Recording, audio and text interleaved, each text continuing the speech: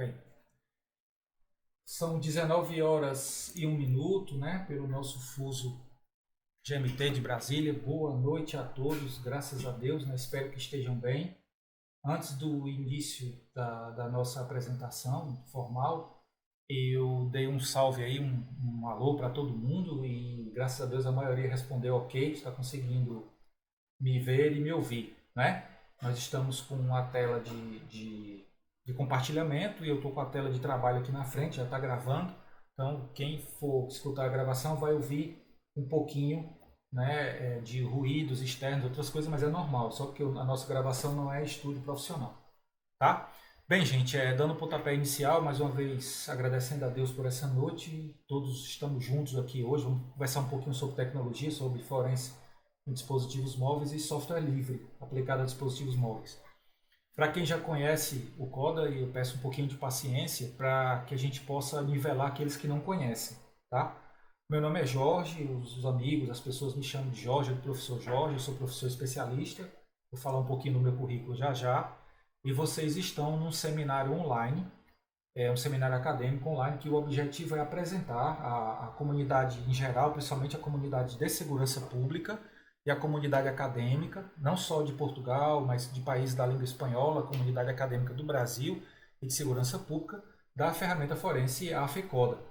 Tá? Então, na sua versão 2.0, porque a versão 2.0 ainda não é essa, que é a versão beta teste, por 3, 4 meses, mas ela é a versão que está preparada para receber a interface gráfica, para que ele se transforme num software pleno com interface gráfica. Ok? Tenho aqui algumas instruções sobre os nossos trabalhos de hoje, a gente vai repassando essas instruções no decorrer do tempo. Bom, a todos os amigos de língua espanhola, né? Bem-vindos a todos, tá certo? É uma honra para mim estar com vocês. Infelizmente, nós tivemos a ideia de fazer tradução simultânea pela reunião Meeting, mas a qualidade das legendas é péssima, é de baixíssima qualidade.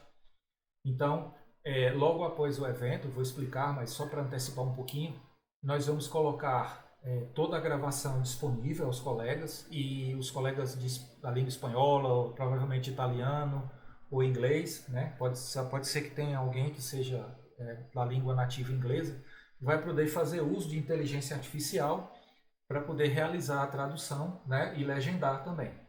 Depois que eu fizer uma análise geral e ver que não tem nenhum problema ético, né, que não foi falado nada que deva ser censurado com relação à identidade dos agentes da lei, então fiquem tranquilos.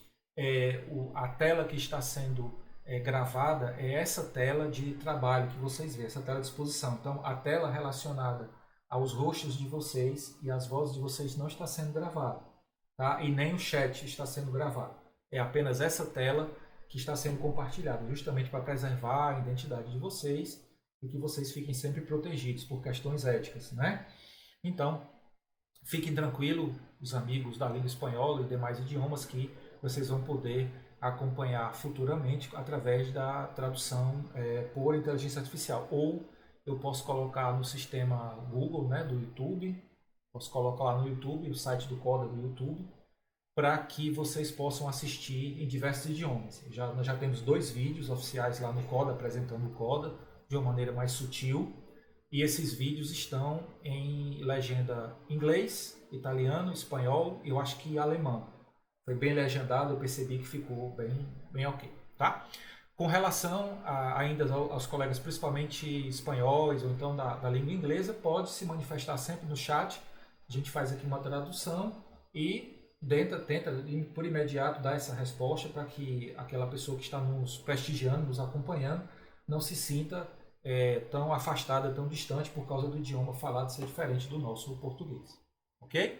Então, de uma forma superficial, a minha apresentação enquanto profissional, quem conhece a minha história sabe que eu vim da Polícia Civil do Estado do Ceará, né? A quem deixo o meu abraço, quem tiver aí que for da Polícia Civil do Estado do Ceará, o meu abraço fraterno, como aos demais também. Foi a minha casa por 21 anos da minha vida, né? Entrei lá menino, por assim dizer, eu não sabia nem conduzir um veículo, não sabia nem dirigir. Eu tirei a minha carteira na polícia, eu acho que é por isso que eu dirijo tão mal, né? Piadinha. Acostumado a dirigir viatura em alta velocidade. Mas eu deixo, assim, sempre o carinho e eu trago aqui o brasão da minha época. Hoje ele não é mais esse, eu sempre falo com as pessoas, né? Eu me sinto no direito de usar ainda hoje, pelo respeito e o amor que eu tenho à instituição da polícia. Sou professor também, né? Atuo como professor já há quase 20 anos. Tive a satisfação de poder ser professor do Ministério da Justiça, de academias de polícia, de instituições militares fora do Brasil e dentro do Brasil, né? E hoje trabalho como analista forense no laboratório forense de uma agência do Estado do Rio Grande do Norte que aplica a lei.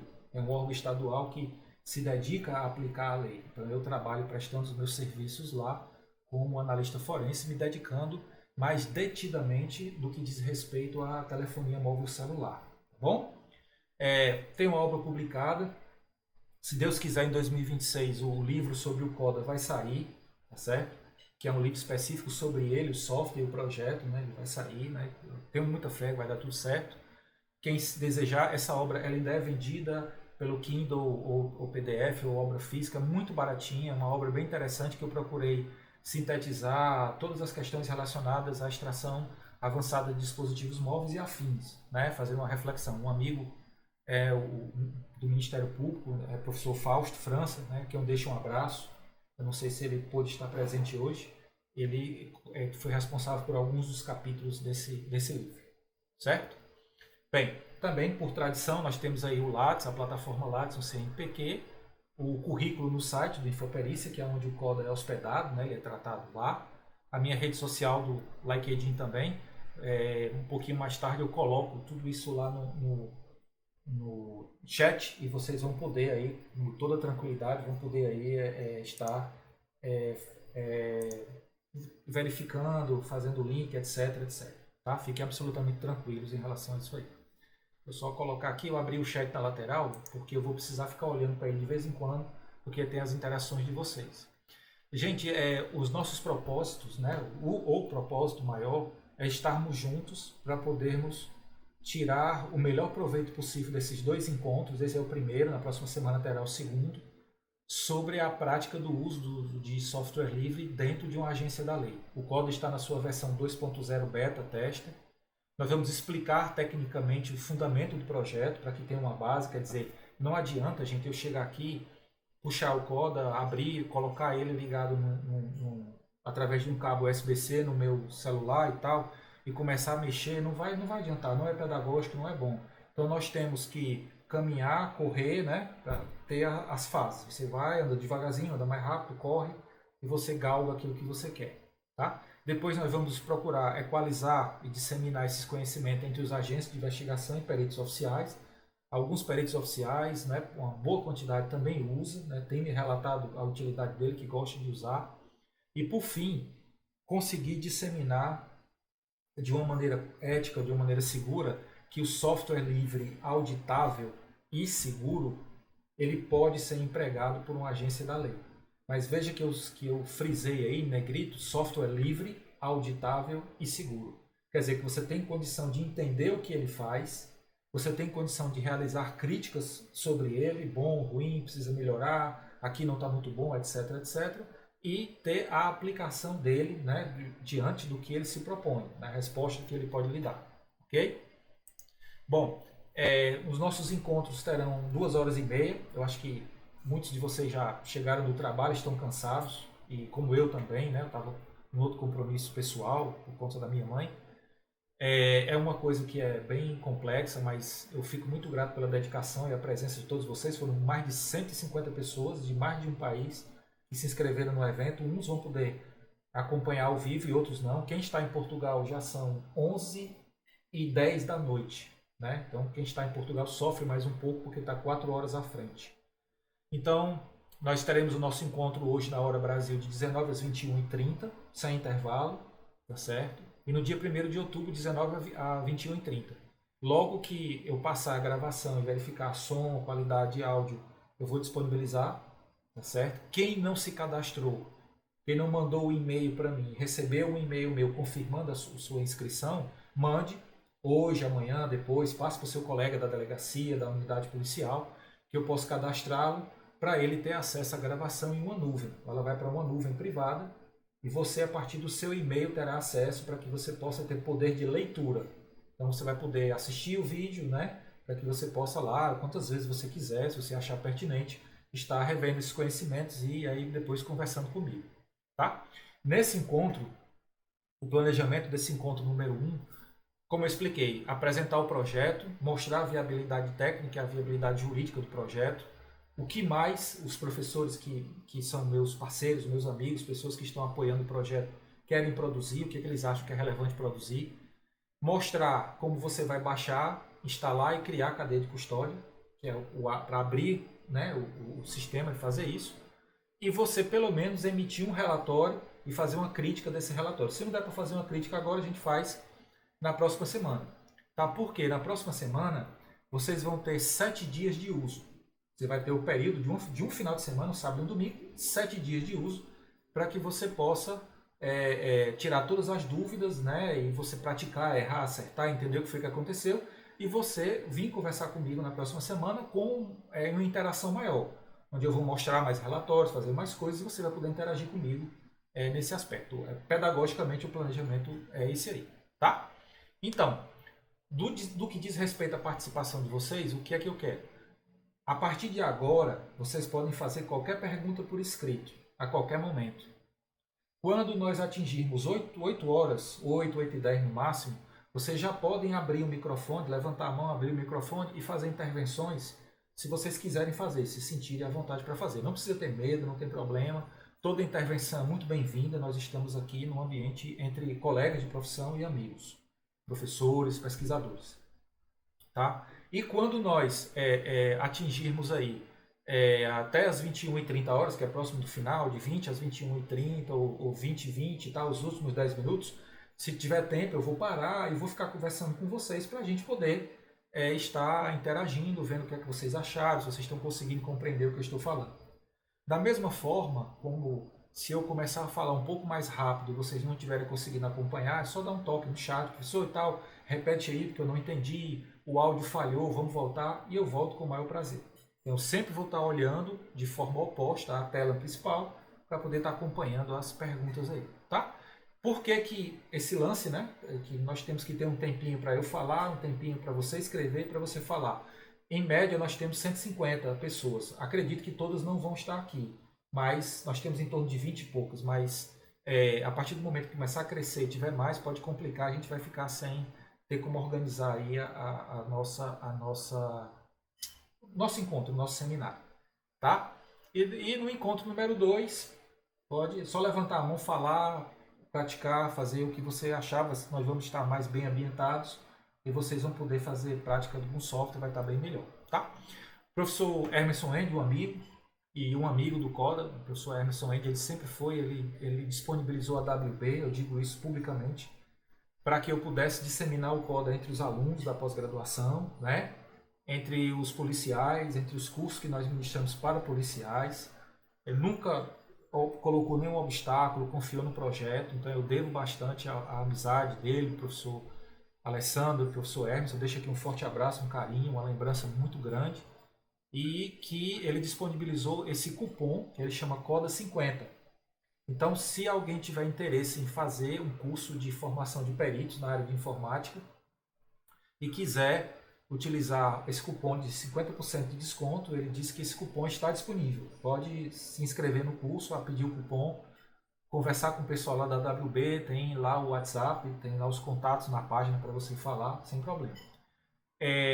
Esse texto da parte inferior é uma dica minha, né? O projeto é meu, mas eu não posso dizer que ele é bom porque eu sou suspeito, mas eu acho que é um bom projeto. Quem foi aluno dele disse para mim que gosta, né? Conversou comigo fora dos microfones, fora da aula, disse para mim que gostou. Então nós temos uma pós-graduação realizada totalmente aqui no Brasil, dentro do FUS do Brasil, com aulas 3 vezes por semana, com 7 meses de duração, em torno de 7 a 8 meses de duração, que ela é focada 100% em análise de dispositivos móveis e IoT.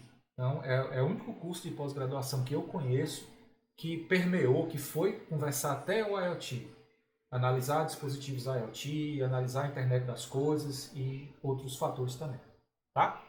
Bom, então assim, para a gente bater a bola em relação ao que o CODA né, em relação a isso, ele nasce em 2022 Tá certo? Por coincidência, eu fui ministrar um curso para o Ministério Público, onde eu trabalho, um curso EAD, mostrando os valores e a vantagem de você interagir com um aparelho Android e analisar os logs e os serviços desse aparelho. O que é que esse aparelho podia te dar?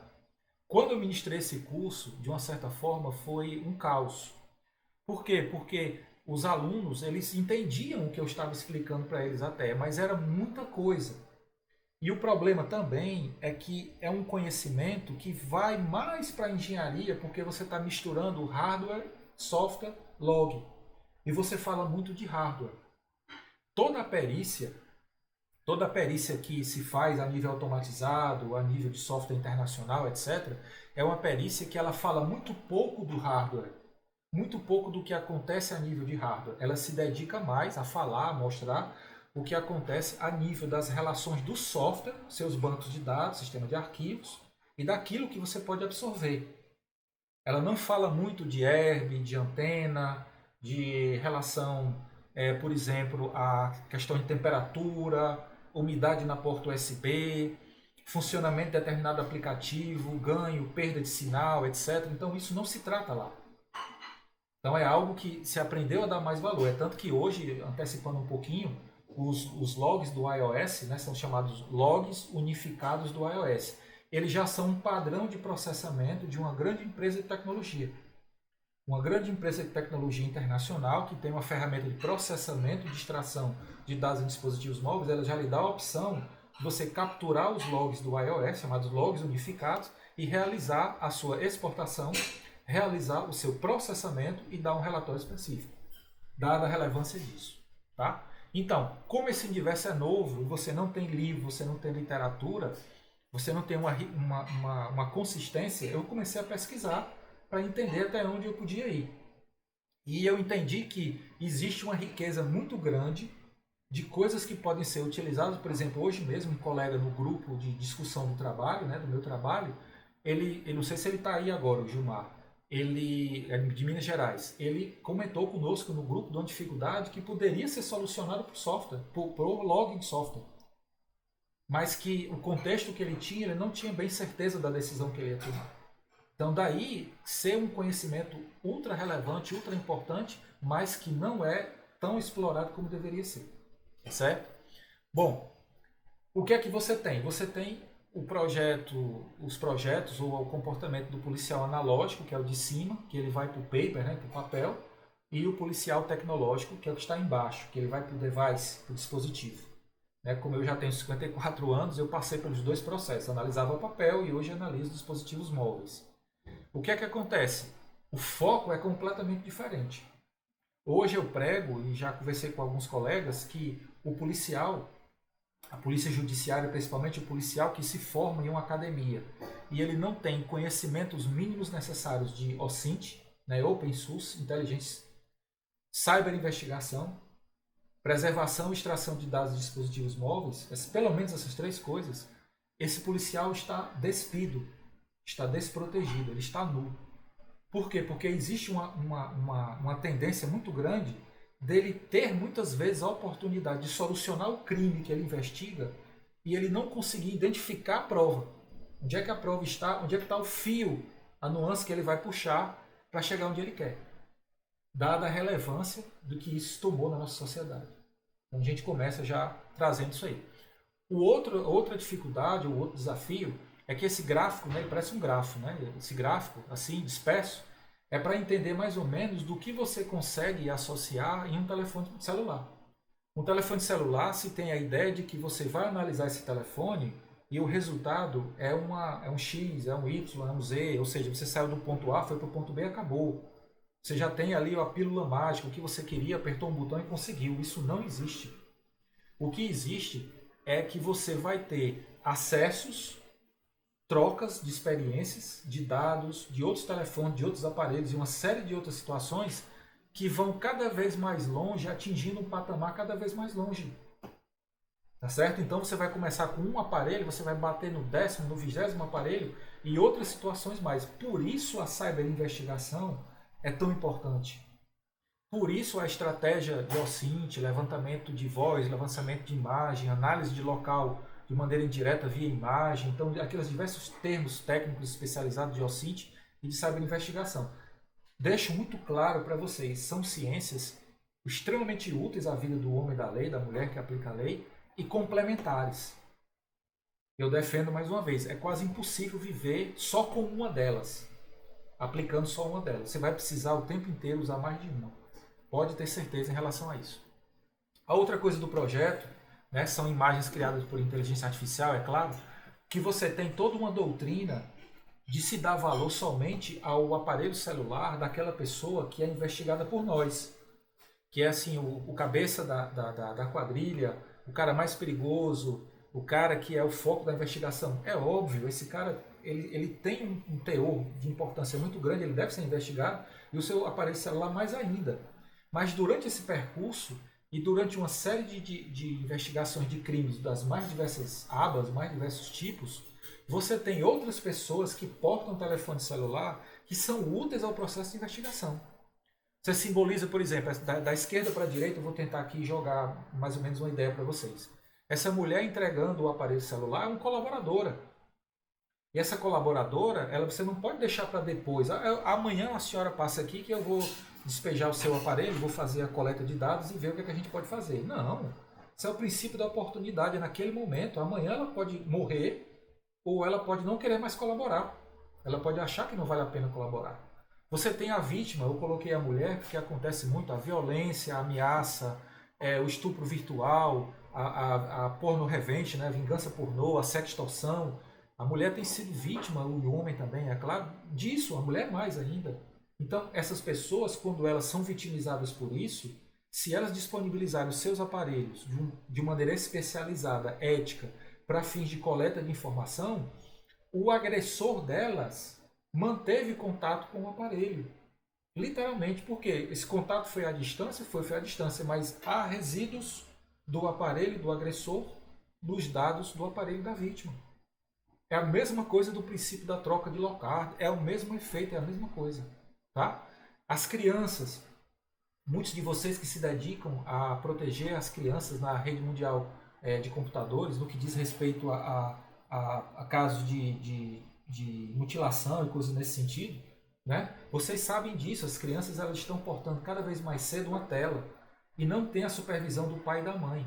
Então, quando se manda uma nudez para uma criança, quando alguém tenta abordar uma criança marcando um encontro ou algo assim, se você tiver a oportunidade de pegar o aparelho daquela criança através da autorização do pai, mãe ou responsável legal, você tem como fazer coleta de informação relevante para fins da produção da prova, para que aquela prova não se perca, e você instruir o procedimento. E por último, a última fotografia é daquele cotidiano, seja um atropelamento, seja a explosão de alguma coisa, seja alguém, por exemplo, nós tivemos um caso recente de um cidadão norte-americano que era politicamente ativo e ele foi vitimado, né, com um disparo a uma certa distância, uma longa distância, na região do pescoço, e morreu, ele faleceu no lugar do disparo, ele faleceu instantaneamente.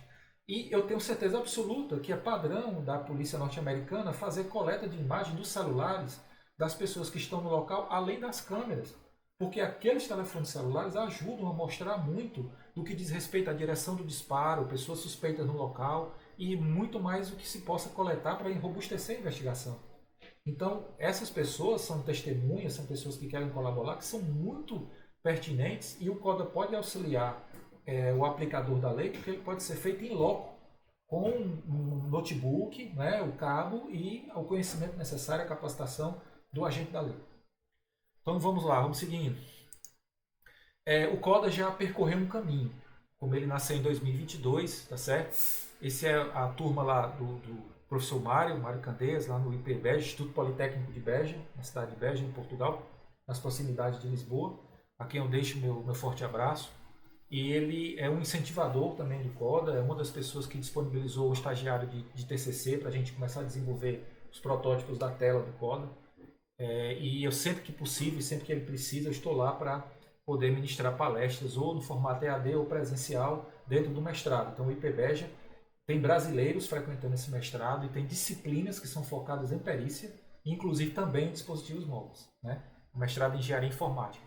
O CODA também passou na Europa, especificamente na Guarda Civil Republicana, a Guarda Nacional Republicana, a GNR portuguesa. Tivemos a oportunidade de ministrar uma palestra apresentando a ferramenta para os oficiais daquela guarda que cuidam de investigações sobre o ponto de vista técnico em dispositivos, né, dispositivos eletrônicos. Tivemos a mesma satisfação de estar presente policiais da PSP, uma outra polícia portuguesa. E ainda também, no dia posterior, nós tivemos a oportunidade de apresentar o CODA aos analistas do MAOC. Né? Eu não conhecia, foi através do grande amigo Cid, que está aqui presente, a quem eu devo esse momento. Né? Muito obrigado, meu irmão. O Cid aí, ele mostrou que havia lá o MAOC, que é um órgão específico que tem como objetivo a investigação e combate ao narcotráfico em águas territoriais estrangeiras. Então é um órgão colaborativo em diversos países da Europa. Então eles gostaram bastante da ideia do software, fiz uma palestra para eles lá durante um bom tempo e mostrei como o software funciona. Então foi um momento muito prazeroso para mim. Aqui nós temos aqui o nosso amigo Cristiano Rita, né, da esquerda para a direita, o delegado de Polícia Civil no Rio Grande do Sul, tem o seu software desenvolvido também, um cara muito capaz, estava fazendo o mestrado dele lá na Europa na época, tive a oportunidade de estar com ele. Meu amigo Nuno aí, né, um irmão português, uma pessoa que eu prezo muito, gosto muito, tá? E isso, no caso, nós estávamos no Lispolis, que é uma unidade que promove do que diz respeito à diversidade de tecnologia, a parte relacionada à produção de novas tecnologias, empresas, incubadoras de empresas, gestão de novas tecnologias. Então, é um fomento, é um local acadêmico de fomento tecnológico que fica em Portugal. Muito interessante, um local muito legal. Nós fizemos uma palestra aberta do CODA lá. E também tivemos a oportunidade na Espanha de apresentar o CODA ao CO, que é a unidade operacional que faz o trabalho de extração. Então, para o Brasil, a UCO, ela funciona como se fosse um núcleo de extração de dados de dispositivos móveis. Os policiais, né, que fazem isso, eles entendem o que eu estou dizendo. Então, eles são capazes de poder extrair dados, utilizam tecnologia internacional, né, é muito comum, é normal isso, e eles ficaram bastante interessados, né? Inclusive, eu já estou me comunicando com eles oficialmente para entregar a versão beta do CODA para testes. Ok? Então, seria isso aí. Tivemos a oportunidade de lá estar o pessoal do Ministério da Justiça e Segurança Pública no projeto Saiba 40 Minutos, aqui no Brasil, né? Pudemos também contar com o apoio do Ministério Público de Mato Grosso, fizemos a capacitação do pessoal da Polícia Civil, peritos e os analistas, os colegas do Mato Grosso. Né? Foi um momento muito legal, muito rico de troca de experiência. Fizemos a mesma coisa no Ministério Público de Pernambuco, né, no ano passado, certo? Foi muito interessante. O GAECO, Polícia Civil, Secretaria da Fazenda e outros órgãos também. Tá? E fizemos, né, foi a primeira apresentação do CODA presencial. Minha amiga Verônica está aí, eu deixo um abraço caloroso, e a todos lá do Amapá, né? Deus os abençoe. Nós estivemos lá fazendo um momento presencial com as autoridades, delegados, delegadas, promotores, ministrando a instrução do CODA no Amapá. Foi o primeiro curso presencial do CODA, foi lá, certo? Tivemos também no estado do Ceará, né, no Ministério Público do estado do Ceará. Tivemos a oportunidade de estar também na perícia forense do estado do Ceará, né, de forma presencial, onde tiveram vários agentes da lei reunidos para participar desse momento de troca de experiência. E mais recentemente, aqui no Rio Grande do Norte, né, onde eu moro, eu tive a satisfação e a honra de poder ministrar uma palestra na Polícia Civil, né, do Rio Grande do Norte, na Polícia Judiciária Civil do Rio Grande do Norte, na sede da Academia de Polícia Civil. Deixo um abraço a todos que são da Polícia Civil que estão aí nos assistindo nesse momento. Bom, então, a proposta dele, quando ele nasceu, né, os objetivos dele eram desenvolver do zero uma aplicação que pudesse utilizar a ponte ADB para que eu pudesse trazer dados. Né? Eu tivesse a capacidade de poder construir todos os relatórios, trazer dados com alguns critérios, e um deles é o mínimo de interferência humana. Nos estudos que eu fiz das decisões do STJ e do STF, muitas das evidências manuseadas por policiais civis ou por outros órgãos, elas se perderam ou foram tidas como evidências impuras, não aceitas, porque o método era muito manual. Porque aquele agente da lei fez o que podia com as ferramentas que tinha. Isso me preocupou muito, porque como eu leciono nessa área, eu sei que cada vez mais a exigência sobre esses critérios vai ser maior, nunca menor, sempre maior. E qualquer coisa vai ser um motivo para se alegar a perda daquela informação que foi coletada. Então você veja que o objetivo era esse, desenvolver um software capaz de realizar o mínimo de interferência humana. Então o que é o mínimo? É a configuração do aparelho para que ele possa trocar dados, que é o que nós fazemos no nosso trabalho com qualquer outro tipo de software proprietário. Tá certo? E o seu objetivo principal, eu acho que eu não o alcancei ainda, mas eu acho que também eu não estou tão longe de conseguir isso. Né? Senão, acho que vocês não estariam, né, não estariam nesse momento perdendo o tempo, vamos chamar assim, com uma pessoa que não pode agregar nada, que não pode levar nada a vocês. De maneira muito humilde, eu acho que o Coda ele tem um valor. A gente pode, com o tempo, né, mostrar isso, mostrar esse valor. Então, seria o quê? Reconhecer esse software como um mecanismo eficaz que respeita a cadeia de custódia, respeita a lei brasileira e que ele é inofensivo em relação à destruição do aparelho. Ele não leva risco ao aparelho. E com o uso, né, vocês vão poder testar e vão poder mostrar, provar que eu estou falando a verdade. Como também eu vou mostrar isso a vocês. Os critérios para que a gente trabalhe com eles são esses critérios que estão elencados no slide. A tecnologia é livre, ele tem que ser leve. Não adianta eu ter que embutir uma carga computacional altíssima para trabalhar com ele. Ele é leve, tem que ser leve.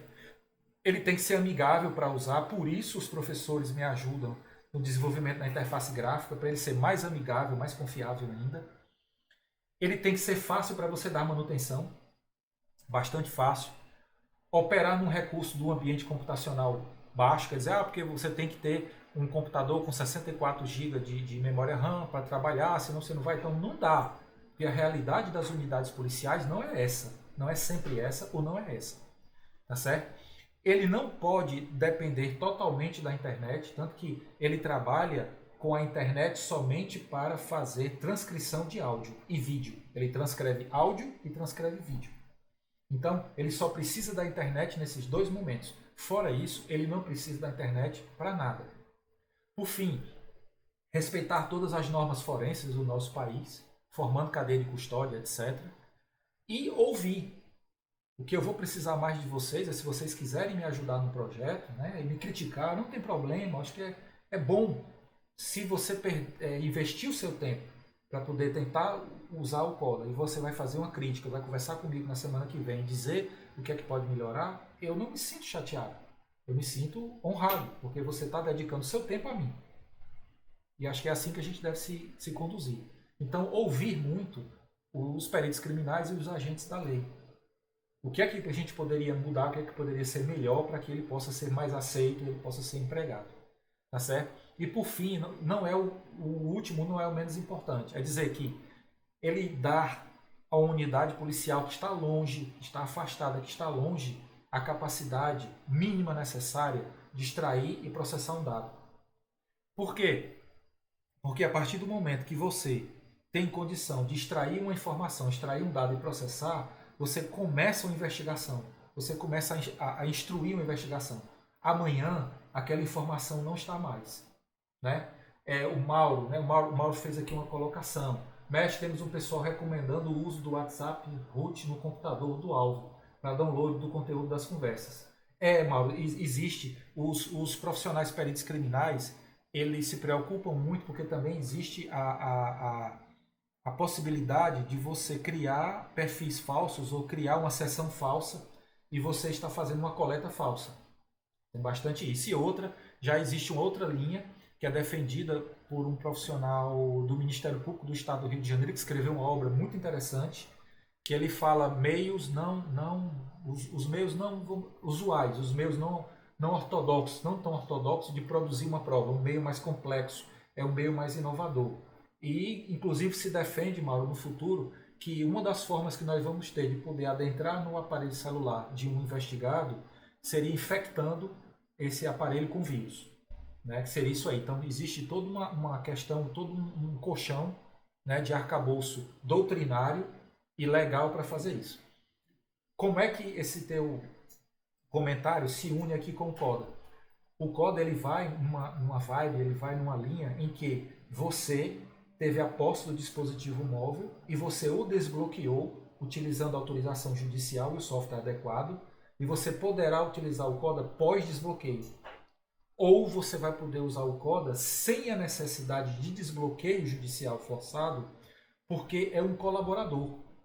Então eu fico tranquilo porque os dois casos de uso dele são casos que a legislação brasileira não repudia. Ela não repudia a cessão do aparelho como colaborador a um agente da lei, mediante termo escrito, fundamentado, e tampouco após o desbloqueio por ordem do juiz. Porque você tem critérios técnicos para poder você lidar com aquela evidência e abstrair informações necessárias à investigação. Tá? Só para fins de curiosidade, quando a gente pronuncia, né, a palavra, ela tem um acento circunflexo no O, é coda, né? Porque a origem é japonesa. Eu fiz uma pesquisa e significa mais ou menos um amigo fiel, um amigo leal, um companheiro fiel. Então ele ficou com esse nome porque eu quis batizar para homenagear, né, uma pessoa e também para poder mostrar que ele pretende, o que é que eu pretendo? É entregar o melhor amigo de um agente da lei, que não vai destruir o aparelho, que não vai causar nenhum dano legal e que ele pode utilizar de maneira ética nas suas investigações cotidianas. Certo? Bom, falando sobre software livre, nós temos um preconceito, infelizmente ainda existe um preconceito. Quando eu digo preconceito, eu digo literalmente a acepção preconceito, pré-conceito. É você ter um conceito antes de você conhecer, geralmente um conceito ruim. E isso é muito destrutivo. Eu coloquei esse exemplo simples, né? O 1 menos 1 é o 0. É você desenvolver o software porque eu quero ser melhor do que você, porque eu quero destruir você. Isso não tem nada a ver. O CODA não vai nessa vibe. O CODA vai no 1 mais 1. A vibe dele é estar aqui como voluntário, eu estou me expondo a críticas, etc. Nem sempre as pessoas entendem, as pessoas até às vezes me veem de uma maneira negativa, mas eu compreendo, eu fico calado, não tem problema. Justamente porque eu quero, né, com o objetivo, criar alguma coisa para que outra pessoa pegue o que eu criei, melhore e faça uma coisa melhor para todo mundo. E todo mundo ganhe com isso. Certo? Por quê? Porque eu sei que tecnologia de ponta é caro. E nem sempre todos os órgãos da lei têm disponível orçamento, pessoal e método para poder manter essa tecnologia de ponta o tempo inteiro. Certo? Então, isso vai nessa vibe também. Só uma história. Todo mundo que está aí na plateia já ouviu falar no famoso PJE, o famigerado PJE, que de vez em quando sai do ar para fazer manutenção. Como fui muito tempo perito judicial, eu uso também. Né? E quem é delegado, quem é promotor, também tem contato com o PJE. Mas o PJE é um software livre. O PJE é um software livre instituído a partir do Conselho Nacional de Justiça desde 2009. O PJE tem 16 anos. Todas as tecnologias do PJE, todas as camadas, até os bancos de dados são livres. E as agências da lei usam o PJE todo dia. O nosso IPED, né? Então, o nosso IPED, que é uma coisa que é orgulho dos homens da lei brasileiros, né? Então, assim, a pessoa que desenvolveu, o professor perito criminal que desenvolveu, um cara fantástico, um cara extremamente humilde, muito inteligente, desenvolveu, colocou o código à disposição de quem quiser para contribuir, tem uma comunidade muito forte colaborando. Então, nós só temos que ter orgulho. O IPED é uma coisa nossa, tá? Nós temos o Ávila, o professor Ávila, tá certo? O professor Ávila, ele tem uma vibe diferente. Eu deixo aqui um abraço para ele também convidei, não sei se ele teve a oportunidade de participar, mas fica aqui registrado, o pessoal da Polícia Civil de São Paulo, diga que eu mandei um forte abraço e os meus votos sempre de tudo de bom para ele. É um cara inteligente, é um pesquisador, eu conheço, tá certo? E é um cara muito obstinado. O software dele faz coisa muito boa. Ele trabalha com uma base, né, de entrada, uma base de acesso diferente do CODA. É uma vibe diferente. Mas por isso o dele não presta e o meu presta? Não, de forma alguma. Isso é mau caratismo. Significa dizer que são conhecimentos complementares.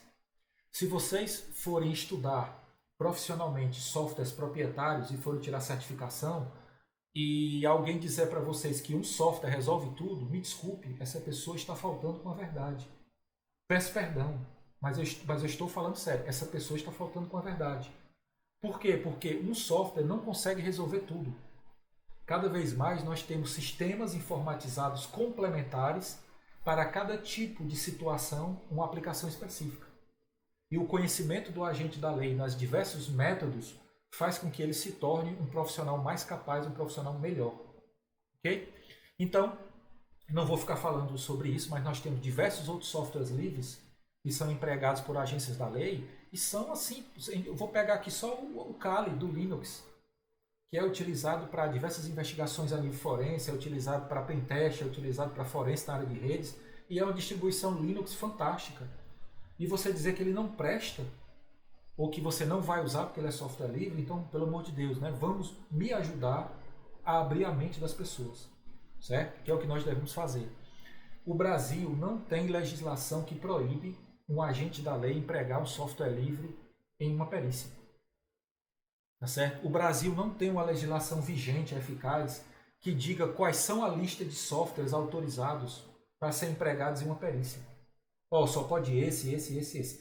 Todas as decisões por uso de softwares são decisões internas, interna corporis.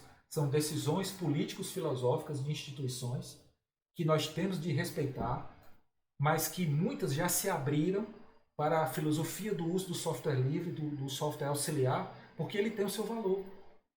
É uma questão somente de você poder trabalhar com isso. Professor, qual é a dica? Tudo de bom e de ruim nasce no mandado.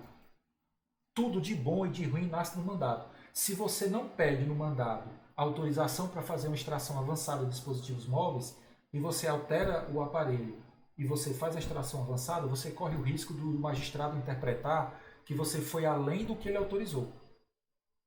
Se você não pede no mandado o emprego, para que você tenha autorização plena do emprego de tecnologias livres, de softwares livres, além dos softwares proprietários padrão, você abre uma brecha para que alguém possa discutir com o juiz e pelo fato do juiz não conhecer, ignorar toda essa tecnologia, porque não é a formação dele, ele vai entender que o advogado daquele criminoso, daquele narcotraficante tem razão.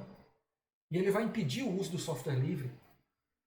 Muitos dos magistrados mudaram a sua mentalidade, mudaram o seu comportamento. Hoje você tem magistrado que ele pega o processamento do IPED, ele abre e ele mesmo examina, ele sabe que é tudo. Isso é fantástico. É uma nova geração. Mas nós temos também uma outra geração que entende que o software livre não presta e o software proprietário presta. E não é bem assim, cada um tem o seu valor. E cada um tem um lugar de se ocupar. Certo? Bom, como é que é o CODA? O CODA está registrado na Biblioteca Nacional do Brasil, no Rio de Janeiro. Ele é distribuído de forma totalmente livre, ninguém paga por ele, nunca vai pagar. Certo? Se depender de mim, isso não existe, ele é totalmente gratuito, nunca cobrei um tostão, nem vou cobrar para ninguém usar. Tá certo? O sistema de licenciamento dele, ele é criado por essas siglas aqui no nosso slide, BIMC-SA, né? Que seria a atribuição não comercial com capacidade de compartilhamento, mas de retorno. Então, quer dizer, você pode usar, você pode alterar, pode usar, pode alterar, pode mudar o nome, pode mudar o objetivo final, etc. A única coisa que você não pode é vender, de ter lucro com ele. Você tem que me dar direito a ter acesso ao que você mudou. Ele tem que continuar livre. Ele é livre e tem que continuar sendo livre. Certo? O único escopo é esse aí. Bom, o CODA ele precisa sobreviver, né? Ele precisa ser ajudado. Então, assim, o que foi que eu fiz? Eu entendi que trabalhar sozinho seria uma burrice. E por isso eu fui nas minhas origens. Eu sou professor universitário também. Então, por isso eu procurei todos os professores universitários amigos que acreditaram na ideia. Vou destacar o nome de 2 colegas, um na Europa e outro aqui no Brasil. Então, através de pesquisa de TCC, trabalho de conclusão de curso, a gente conseguiu melhorar bastante muita coisa no software.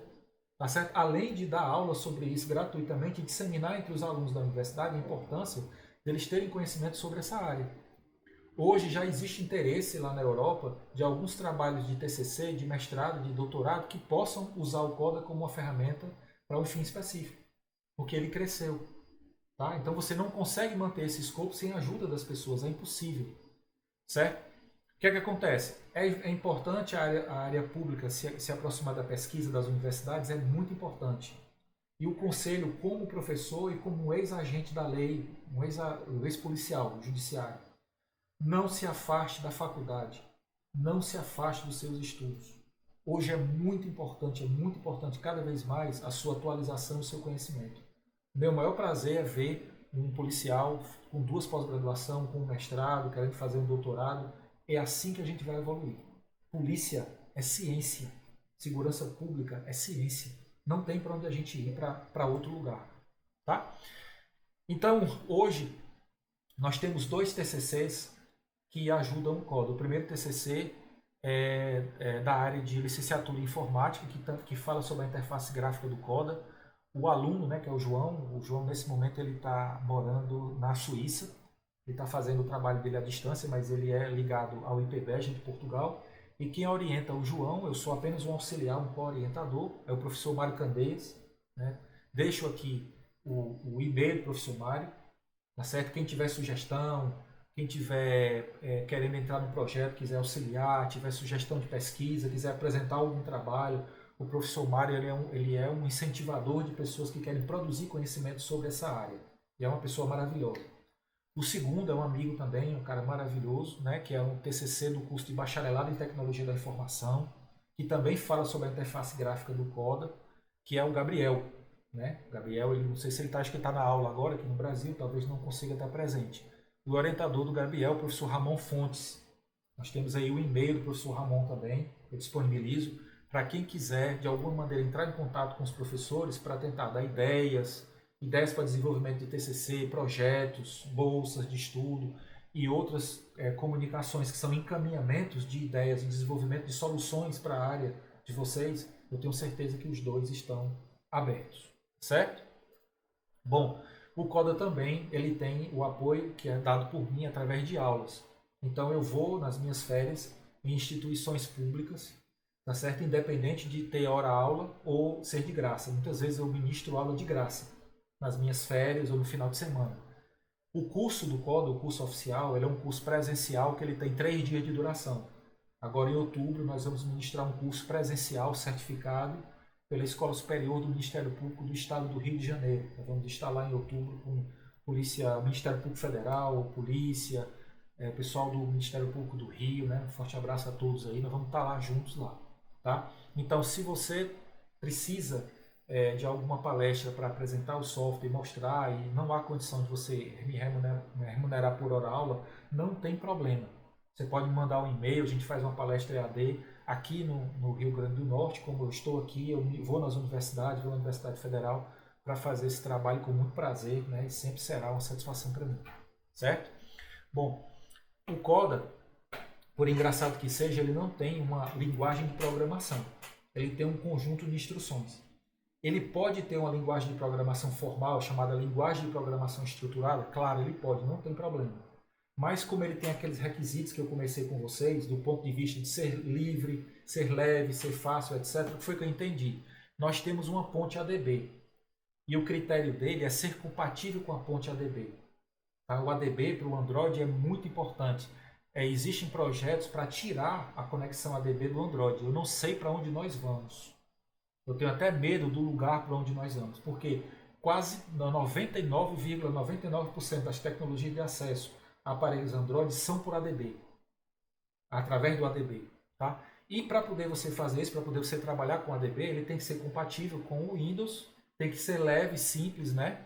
E ele pode migrar para outras linguagens. Por isso o BAT, né? Por isso o ser BAT, que é o quê? É um conjunto de instruções que você vai organizar o chamado script, né, na minha época, o que ele vai fazer de maneira concatenada, e você pode debugar, pode depurar, porque ele tem um log de eventos, ele vai mostrar tudo o que aconteceu, a hora que aconteceu, se não aconteceu, né, para que justamente você possa interagir com ele. E qualquer pessoa que quiser dar continuidade no projeto, facilmente ela consegue transformar o script em uma linguagem estruturada. Geralmente, por exemplo, o que é que está na moda hoje? Que é utilizar Python. Ele pode ser transformado tranquilamente. Tranquilamente. Certo? Então, por isso a gente migrou, a gente começou com ADB para isso. Boa noite, Nuno.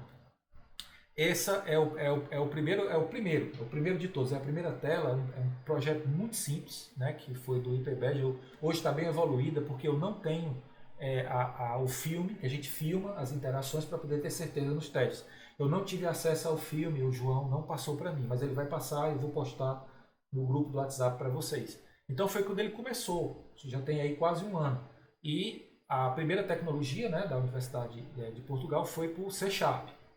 Então o objetivo é dispor na tela todos os botões de interação com os scripts. Você vai ter o campo específico do escudo, do agente da lei e tal, a gente vai mostrar em outra tela, para que você possa ter a emulação do terminal em um espaço adequado e você poder interagir com o terminal de forma segura, determinando o que ele vai fazer a partir dos botões. Quer dizer, é você facilitar a vida do interface do homem, do usuário, dando uma tela e botões, e não mais mexendo com o script. Tá? Essa aqui já é um pouco mais trabalhado, foi feito em Python, que está dentro da UFRN. Tá? Então, esse já tem um formato, você já tem o local específico do escudo, que vocês estão vendo é o escudo da Polícia Civil do Rio Grande do Norte, a gente vai colocar pelo fato de ter sido criado aqui como uma homenagem, mas todo agente da lei que baixar e quiser fazer uso, basta ele colocar a figura do escudo da sua instituição em uma pasta específica.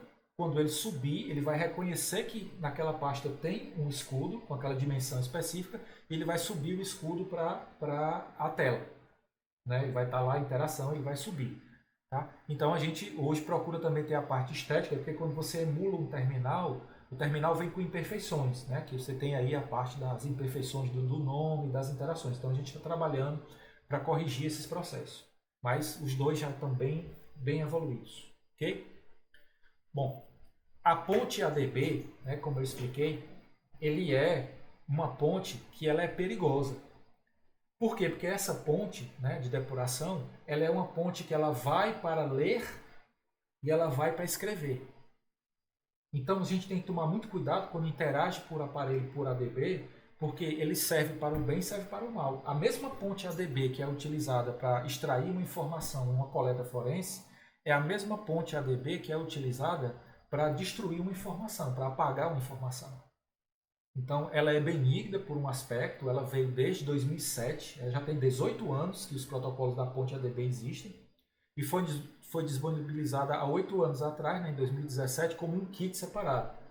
Quem quiser acessar a página do Android Development, né, o site oficial de desenvolvimento de desenvolvedores Android, você vai ter lá como baixar a ponte ADB. É óbvio que o Coda tem embutido dentro dele já isso, porque senão ele não consegue se comunicar com os terminais e poder aí absorver as informações. Portanto, cuidado.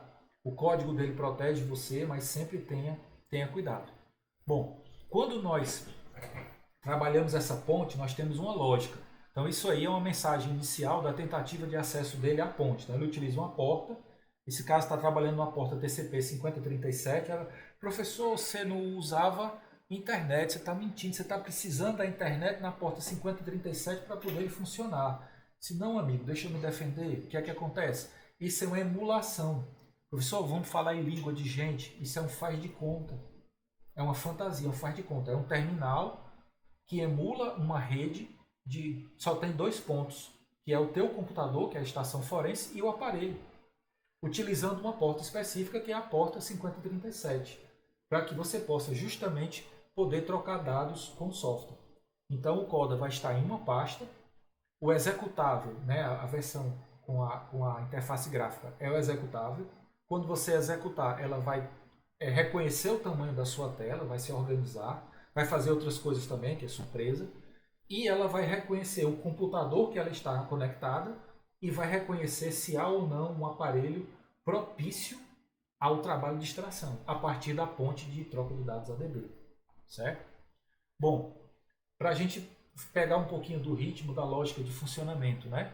Então, pode ser computador, pode ser servidor e pode ser também um notebook. Tá? Então, ele trabalha com processo computacional básico, né? Mas ele trabalha bem. Quando você conecta o aparelho no computador, o segundo passo, o passo de número 2, quem já extrai dados de aparelho sabe mais do que eu, é o que? É você preparar o aparelho para ele depurar ADB, para ele conseguir trocar dados via ADB. Por incrível que pareça, assim, eu não estou ofendendo ninguém, eu estou falando com o maior respeito do mundo. Uma das maiores dificuldades para quem está começando nessa área é ter certeza e conseguir colocar o aparelho no modo de depuração. Quando eu vou dar aula para pessoas que não são da área, que nunca fizeram extração de dados, Esse é o maior problema. Quando a gente vence isso, o resto ele aprende fácil, ele faz fácil. Porque nem todo o aparelho é igual e nem toda a metodologia é igual. Professor, quais são os piores? Da família dos chineses, Xiaomi e Redmi, são os piores. Eles já foram construídos para se proteger e para não permitir a depuração. Eles dificultam muito a depuração. Isso faz parte já de projeto de engenharia. O chinês já fez uma engenharia para isso. E eu acho que eles serão os primeiros a tirar a possibilidade de depuração via ADB. Passar a fazer a depuração via rede ou via contato contato magnético por indução. Certo? Depois que você conseguiu introduzir o aparelho, colocando na disponibilidade de ADB, né, no método ADB, você vai utilizar o executável, vai chamar a aplicação e a aplicação vai chamar os módulos que ele tem para ele desenvolvendo as atividades dele. Certo? É bem básico. Então, são 3 passos básicos que você faz aí tranquilamente. Essa tela mostra para vocês o que ele tem dentro da pasta. Professor, mas são tantas coisas? Pois é, ele tem toda a estrutura do que você precisa. Ele tem a tecnologia dos scripts e tem tecnologia executável pronta para hash, para determinar dados EXIF de uma fotografia, de um filme, de retirar um IP de uma multimídia. Então está tudo pronto. Ele é deixado na raiz para que haja acesso franco, rápido, sem que haja possibilidade de erro de caminho, né, ou de salvaguarda de informação. Certo? Então isso aí é o conteúdo que você tem na pasta dele. Certo? Bom, então o que é? Quando eu tenho o CODA, eu tenho grupos. Ele vai do grupo 0 ao grupo 10.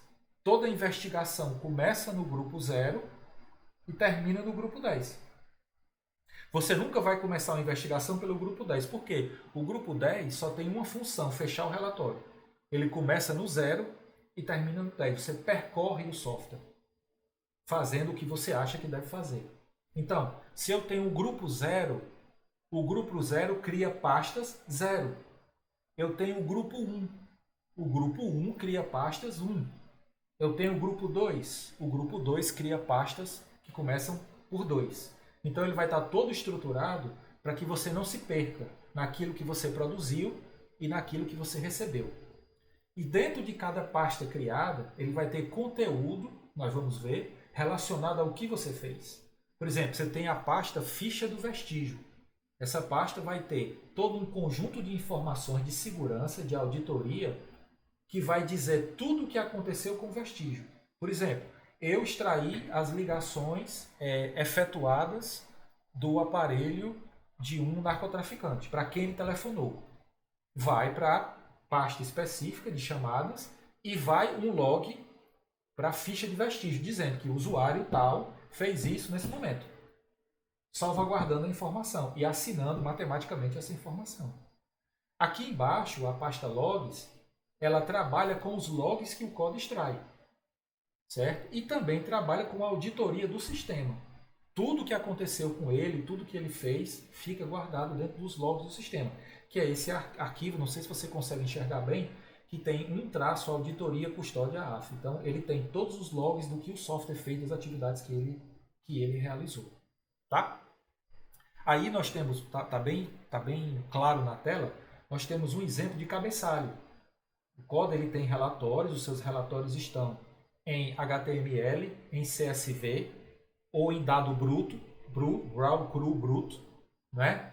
E os relatórios têm um texto básico que explica tudo do relatório, o que ele tem um disclaimer, tem uma tabela de referência, né, que eu fui construindo no decorrer do tempo, e ele tem esse cabeçalho, que é o cabeçalho de registro do caso, da ficha de controle. Você vai dizer que você tem data e hora que você criou um caso. Por exemplo, BO, para o Brasil, BO significa boletim de ocorrência. Nas polícias de outros países pode ser que haja outra denominação, a gente pode fazer ajustes.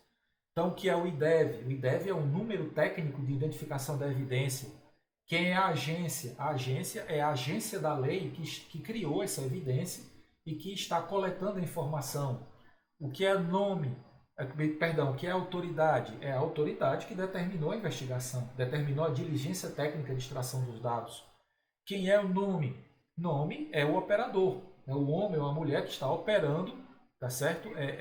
Perdão, o nome é a pessoa que está se relacionando com aquele aparelho, que pode ser a vítima, que pode ser a testemunha, que pode ser o colaborador, etc, etc, tá? O seu nome também vai, você tem um token. O seu nome como operador, ele aparece em todos os relatórios, inclusive com uma chave matemática criada só para você, que você controla e você sabe se alguém alterou aquela chave. Por exemplo, se alguém alterar, ele não funciona mais, porque mexeram na sua chave de segurança. Tá? Só eu cometi o engano de não mostrar aqui, eu peço perdão. E você tem um campo de observações. Você pode criar observações específicas para poder você melhorar a compreensão do que é que você está fazendo, né? daquela situação. Aí você já tem uma outra área do relatório que é a descrição do aparelho. O número de série do aparelho, modelo comercial, modelo industrial. Então, o CODA ele vai pegar diversas informações em locais diferentes sempre para que ele possa estar mostrando o que foi que aconteceu com o aparelho, o que é que o aparelho faz, para onde foi que o aparelho passou, da onde ele tirou a informação. Então, o aparelho é totalmente identificado, certo? Bom, para que a gente possa compreender melhor ainda o que é que o CODA faz. O CODA ele vai sempre fazer uma solicitação via a DB Shell, como eu expliquei para vocês, emulando essa troca através do prompt, né, do DOS, e ele vai ter uma resposta positiva e ele vai fazer um registro. Então ele solicita, recebe e guarda. E assina. Na linha de baixo eu tenho o mesmo cenário inverso. Ele faz uma solicitação e foi uma resposta negativa. Veja, ele para. A lógica do software proprietário, o software pago, licenciado, ele vai transpor barreira. Porque essa é a proposta dele, é transpor barreira. Com os seus métodos específicos, que por óbvio isso não é um ambiente, não nos convém tratar desse assunto agora. Podemos tratar em outro momento. E isso faz com que ele assuma a responsabilidade, os seus engenheiros, os seus fabricantes, e são pessoas altamente competentes, para que ele possa transpor essas barreiras e trazer informação. Mas como nós estamos falando de um software livre no contexto da realidade brasileira, ele para justamente para que ele seja aceito pelos profissionais de perícia criminal, os agentes da lei e as autoridades, para entender que ele é inofensivo e ele só coleta aquilo que é viável. E ele não produz nenhum dano à evidência. Porque não tem como, é impossível. Ele é incapaz de poder sobrescrever, quebrar, infectar, ou fazer alguma coisa de errado com a evidência. Certo? Bom, dentro dessa lógica dele, a gente mostra a importância do que é o log. Ele trabalha o tempo todo com log, somente log. Tá? Além das outras camadas lógicas, ele trabalha muito na camada lógica também. Então você tem 3 níveis, né? Quem já assistiu as minhas aulas já viu. Você tem 3 níveis de logs. Tá? O primeiro é nativo dos aparelhos Samsung. Tá? Então eu não sei quem aí da plateia aí tem um aparelho Samsung, quem quiser, só para a gente fazer aqui uma enquete bem rápida, tá certo? Quem mandar um joinha, mandar um legal aí que usa Samsung, usa tecnologia Samsung, só para eu saber, ver se a galera tem. Já tem vários aí, tem pelo menos 2 que quiserem, tem o resto, beleza, valeu, tem uma galera aí que já foi. Pronto, Márcio, pode falar, abre aí o microfone. Pode falar, Márcio. Ah, beleza, Marciano, tranquilo. Nada. Aí o que é que acontece? Então, existe um uso. O Coda foi para o Android porque existe uma base de uso muito grande, outros Vasco também usam, outras pessoas usam. Então, o Samsung, ele é o único que ele tem o Sysdump. É um log específico desenvolvido pelos engenheiros da Samsung e é fantástico. Eu espero que na aula de número 2, né, no encontro 2, a gente possa mostrar. Tá? Agora, todos vocês têm que usam o Android, DumpSys e Logcat. Você tem esses dois. Tá? Aí dizer, professor, é tudo igual nos aparelhos? Não. Não, bem sonoro, não. Não existe duas distribuições Android iguais, mesmo que os modelos sejam iguais, mesmo que os dois estejam atualizados no mesmo sistema operacional, mesmo que tenham a mesma placa-mãe, mesmo que tenham sítio da mesma coisa, não dá. Os aparelhos Android, o nível de interação, eles são diferentes entre si pela sua natureza. Nunca um Android vai ser igual ao outro. Ele tem as suas particularidades. Agora, as metodologias de construção das correlações dos logs é igual. as metodologias, os caminhos, os comandos, o que é esperado de resposta, isso é igual. Mas as distribuições, os sistemas operacionais, ó meu dedo, ó, não são iguais. É por isso que você precisa conhecer o ambiente para que você possa interpretar a informação que chega até você. Isso faz o diferencial do profissional que está altamente habilitado a operar na área de dispositivos móveis. Tá? Então, aqui no lado à direita do nosso slide, nós temos um desenho muito simplório que diz assim, hardware, software e banco de dados. Nós temos 3 camadas. Quando você trabalha com log, você trabalha com a interação entre hardware e software. Quem é engenheiro de computação, ou então cientista da computação que trabalha com automação, engenheiro eletricista, engenheiro de telecomunicações, sabe bem o que é isso. É a realidade pura do que o hardware comunicou, do que ele fez, porque o log ele é uma referência do que está acontecendo com o hardware. Ele pode salvar a vida do engenheiro, ele pode salvar a vida até de pessoas. Ele pode salvar a empresa de prejuízo. Quando você constrói bibliotecas, constrói logs eficientes para você monitorar o que você está fazendo. Quando você trabalha software e banco de dados, é a doutrina, principalmente difundida pelo norte-americano, do que diz respeito à investigação forense. Ele quer trabalhar na camada de software, tá certo? E ele quer interagir com os bancos de dados, e ele captura o que está no banco de dados, pegando a chave, processando esse banco de dados e abstraindo a informação que está no banco. O professor traduz banco de dados de conversa do WhatsApp, banco de dados de conversas do Telegram, banco de dados de conversas do Instagram. E toda a parte do log de interação que podia lhe ajudar é esquecida. Esquece. O que é que está acontecendo? Toda uma doutrina nova de pessoas que pesquisam IoT, que pesquisam os ecodots da Alexa e outros, que pesquisam lâmpadas por IoT, que pesquisa a parte veicular, está crescendo bastante a perícia em veículos elétricos, veículos automatizados, né? A parte relacionada a todo o processo de logs e de registros dos veículos automáticos, tudo isso vem crescendo bastante, principalmente na Inglaterra, em alguns outros Estados Unidos também, e está mudando essa visão. E as pessoas estão começando a fazer doutrina de método de investigação na área de logs, especificamente log associado a hardware. Porque nós temos o log do software. Mas quando a gente fala, por exemplo, do UFAD, né, eu vou colocar aqui na área da gente de comentários, né, vou colocar em letra que esse software foi desenvolvido por um policial da Alemanha, o Christopher, tá certo? Tá lá no LinkedIn. Esse software está no GitHub, é aberto. Ele trabalha especificamente em cima dos logs unificados do iOS. Ele faz miséria com o log de iOS. Eu jamais iria fazer o código voltado para iOS. O FAD cobre. O FAD cobre, todo feito em Python. Ele já cobre. Até relógio. Ele sincroniza smartwatch, relógio, que é o futuro, que eu gostaria que o Coda em breve chegue lá. Então, cada vez mais os policiais e os analistas forenses que gostam de estudar a área estão percebendo a força que isso tem e o quanto isso é relevante. Ok? E é software livre, gente, tá? O FAD é software livre, inclusive eu citei ele aí. Bom, nós temos 2 tipos de usuário de aparelho, né? O AFU e o BFU. O AFU é aquele aparelho que eu desaconselho os agentes da lei a manterem os aparelhos em AFU. O professor traduz, não desliga nunca. Veja quem se identifique, quem tem coragem de cometer o pecado de dizer eu sou assim, porque eu estou dizendo eu sou assim, eu estou errado. Não desliga nunca, fica sempre carregando, óbvio, carrega sempre ligado, não dá reset, não reinicia, fica acumulando informação o tempo inteiro. Então, a riqueza de logs que você tem, você está em constante estado FU. O seu aparelho está mais propício ao ataque e mais propício ao desbloqueio. Para um agente da lei, existem normas, tá certo? Da Agência de Segurança Nacional norte-americana desaconselhando esse comportamento. Somente no caso de arrebatamento, furto, roubo do aparelho. Agora vamos para o BFU, que é o que eu deveria fazer no meu e vocês devem fazer no de vocês.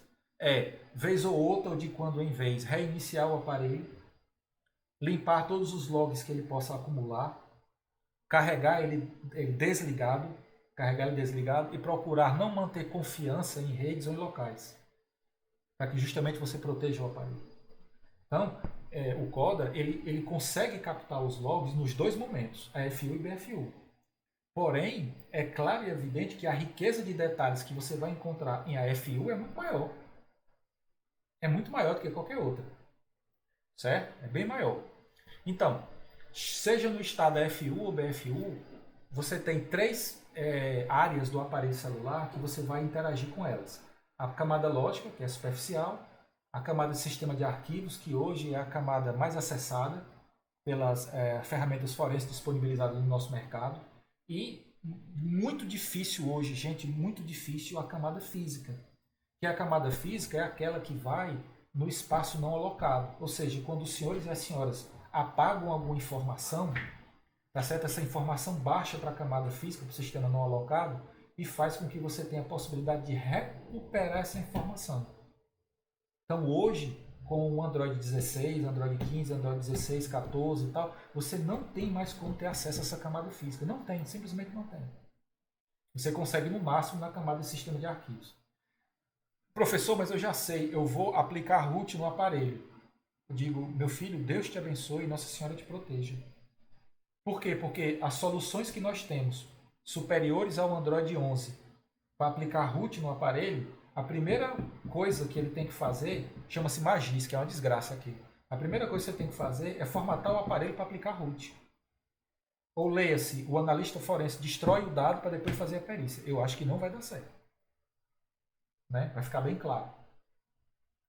Qual é a grande vantagem aí? É que quando você tem essas camadas, em todas elas você tem log. Por quê? Porque o hardware do aparelho ele interage com a lógica, interage com o sistema de arquivos e interage com a física. Tudo que acontecer no aparelho ele perpassa as três camadas. Quando eu dou aula, eu faço aquela alusão ao mergulhador. Então é como se você tivesse uma plataforma de petróleo e você tivesse um mergulhador que desceu para fazer uma manutenção lá no fundo da plataforma, lá embaixo. O Coda é esse mergulhador. Ele se joga no mar, desce, e é onde ele passa nas camadas, ele consegue enxergar a informação por completo ou enxergar um pedaço da informação. Então, nos dois casos, ele tem um valor para o investigador forense. Certo? Isso aqui é um exemplo do que eu acabei de falar. Na parte de cima, você tem a informação, esse número de celular, não se preocupem, ele é meu. Então, eu não estou divulgando o número de celular de ninguém, pelo amor de Deus, ele é meu. Então, isso é um log que é extraído a partir do Coda, que foi tratado numa planilha, né? Ele vem CSV já para ser tratado em planilha, ser levado para a inteligência artificial, que mostra o label, que seria o label, o que está na tela, o que é mostrado na tela, de telefone registrado, o telefone do proprietário. Então, essa primeira camada, esse primeiro log, ele veio limpo, você consegue ler completamente a informação. Na camada de baixo, os senhores e as senhoras percebem que nós temos asteriscos. Porque os engenheiros que trabalham com o kernel do Android, vão desenvolvendo o Android, eles começaram a entender que tem gente muito mais inteligente do que eu, que pesquisa isso, pesquisa vulnerabilidade no sistema Android, pesquisa ataques ao sistema Android, que estava fazendo miséria tirando informação. É como eu expliquei, em determinado momento a perícia em dispositivos móveis ela vai passar por um ataque calculado. Hoje, a forma de desbloquear um aparelho é um ataque calculado. Um ataque preciso e calculado. Que, óbvio, não nos convém explicar, etc., porque não é ético, não é correto fazer isso. Mas é um ataque. Aí o que é que acontece? Para que você possa ter acesso ao aparelho. Então, é por isso que em alguns momentos você tem a informação por completo e a outra você não tem. Mas essa informação que você tem de forma incompleta, ela é útil. Com o tempo a gente vai ensinar vocês, vocês vão entender isso aí. Tá certo? Outro, por exemplo, o GPS. Né? Então, o nosso sistema financeiro, os bancos, sabe onde a gente está o tempo inteiro. Quando você aciona um banco no seu dispositivo móvel celular, ele lhe rastreia pelo Bluetooth, ou lhe rastreia pela rede sem fio, ou lhe rastreia pela rede do SIM, do cartão SIM, né? A rede de telefonia móvel celular. Então, isso é um exemplo de um relatório do Coda que ele te dá o HTML da assinatura do que ele fez, a atividade do GPS em modo CSV para você tratar no inteligência artificial, fazer tabulação, depois o relatório em HTML, para você poder analisar em HTML, e ainda uma cópia de segurança. Então, o fragmento do relatório, ele coloca aí data, ó, 11 de maio, né? Provider request, quer dizer, houve uma requisição em alta acurácia, gasta energia, reflete na bateria. O código analisa a bateria do aparelho. Tudo que consumiu bateria no aparelho, até um vírus consome bateria no aparelho. Certo? E ele vai dizer quem foi que fez a solicitação. Foi o próprio sistema operacional, o Google, né? Foi o Santander, que é um banco, existe um nome parecido em Portugal, mas é outra instituição, não é o nosso Santander, ou o Banco do Brasil, qualquer outra aplicação. Vocês vão poder testar isso com os aparelhos de vocês em casa. Eu tenho aqui a biometria, eu tenho 2 slots aqui de biometria, tá? Então, o que é isso aqui? É um relatório do CODA que ele analisa. Ele analisa o quê? Biometria facial, biometria dos dedos, a decadactilar que você registrou, e analisa também a parte de senha. Tá? E se você usa, por exemplo, professor, eu uso biometria para entrar no Instagram, eu uso biometria para entrar no LinkedIn, eu uso biometria para usar o WhatsApp. O CODA tem isso. Ele consegue determinar o uso da biometria nessas aplicações de maneira inofensiva. Ele não prejudica o aparelho em nada. Só para a gente ter uma noção, essa letra U, né, que significa dizer que é uma tentativa de leitura biométrica não reconhecida. Então houve tentativas, eu não sei te explicar nesse momento qual foi está aqui, digital, a biometria digital, então foi no dedo. Ele colocou o dedo no leitor do aparelho e não foi reconhecido. Tá? Essa data, por exemplo, 12 de maio, no formato norte-americano, é mês-dia. Então, essa hora não é uma hora de entrada e saída, é quanto tempo levou para ele calcular o erro. Então, ele começou a calcular o erro 18h51, tá certo? E finalizou o erro 18h58. Ele fez o registro do cálculo do erro. Tá certo? Então ele vai marcando a entrada e saída do cálculo do erro. Alguns ele vai demorar mais, outro ele vai ser quase instantâneo. E ele registra o acesso que foi não autorizado. Esse de baixo, que tem a letra M, a letra M, ela representa o acesso autorizado. Foram todos os acessos que foram autorizados. E essa letra S, tá vendo, professor? Está dizendo o S aí, um source, um S, então o que é? Esse source, o S é fonte. Por exemplo, eu dou acesso ao meu aparelho celular à minha esposa. Ela tem uma biometria cadastrada nele quando ela precisa e eu também tenho a minha biometria cadastrada. Nós podemos distinguir as fontes. Você pode determinar quem abriu o aparelho. Qual foi a utilização biométrica para a abertura do aparelho. Nós podemos resgatar as fontes. Isso fica registrado no sistema operacional também. Né? É a mesma função. Tá? E você tem aí, aqui me desculpe, não é biometria, tá gente? Eu vou corrigir o slide depois, isso aí é Bluetooth. Tá? Eu aproveitei o slide e não troquei o nome. Então, de cara aí, você tem o chassi de um carro. Tá? A primeira linha que você está vendo aí, quem for atento, a primeira linha é o chassi de um carro. Por quê? Porque você sincronizou o aparelho celular em um veículo. Sincronizou a Deus. Ficou lá. Vai se apagar do teu aparelho? Vai, se você formatar o aparelho. Vai se apagar da central do carro? Não, só se você formatar a central, que é bem mais complicado.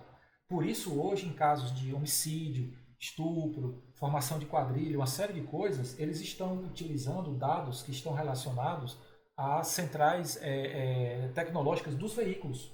Estão fazendo extração da central tecnológica do veículo, porque eu consigo correlacionar uma série de informações, certo? E você tem outros veículos, você tem um fone, por exemplo, quando ele coloca connected, no caso aí o WHC520, ele é um headset, é um headphone, que está conectado naquele momento. Então, na hora que você tirou o relatório, ele estava conectado naquele momento naquele dispositivo.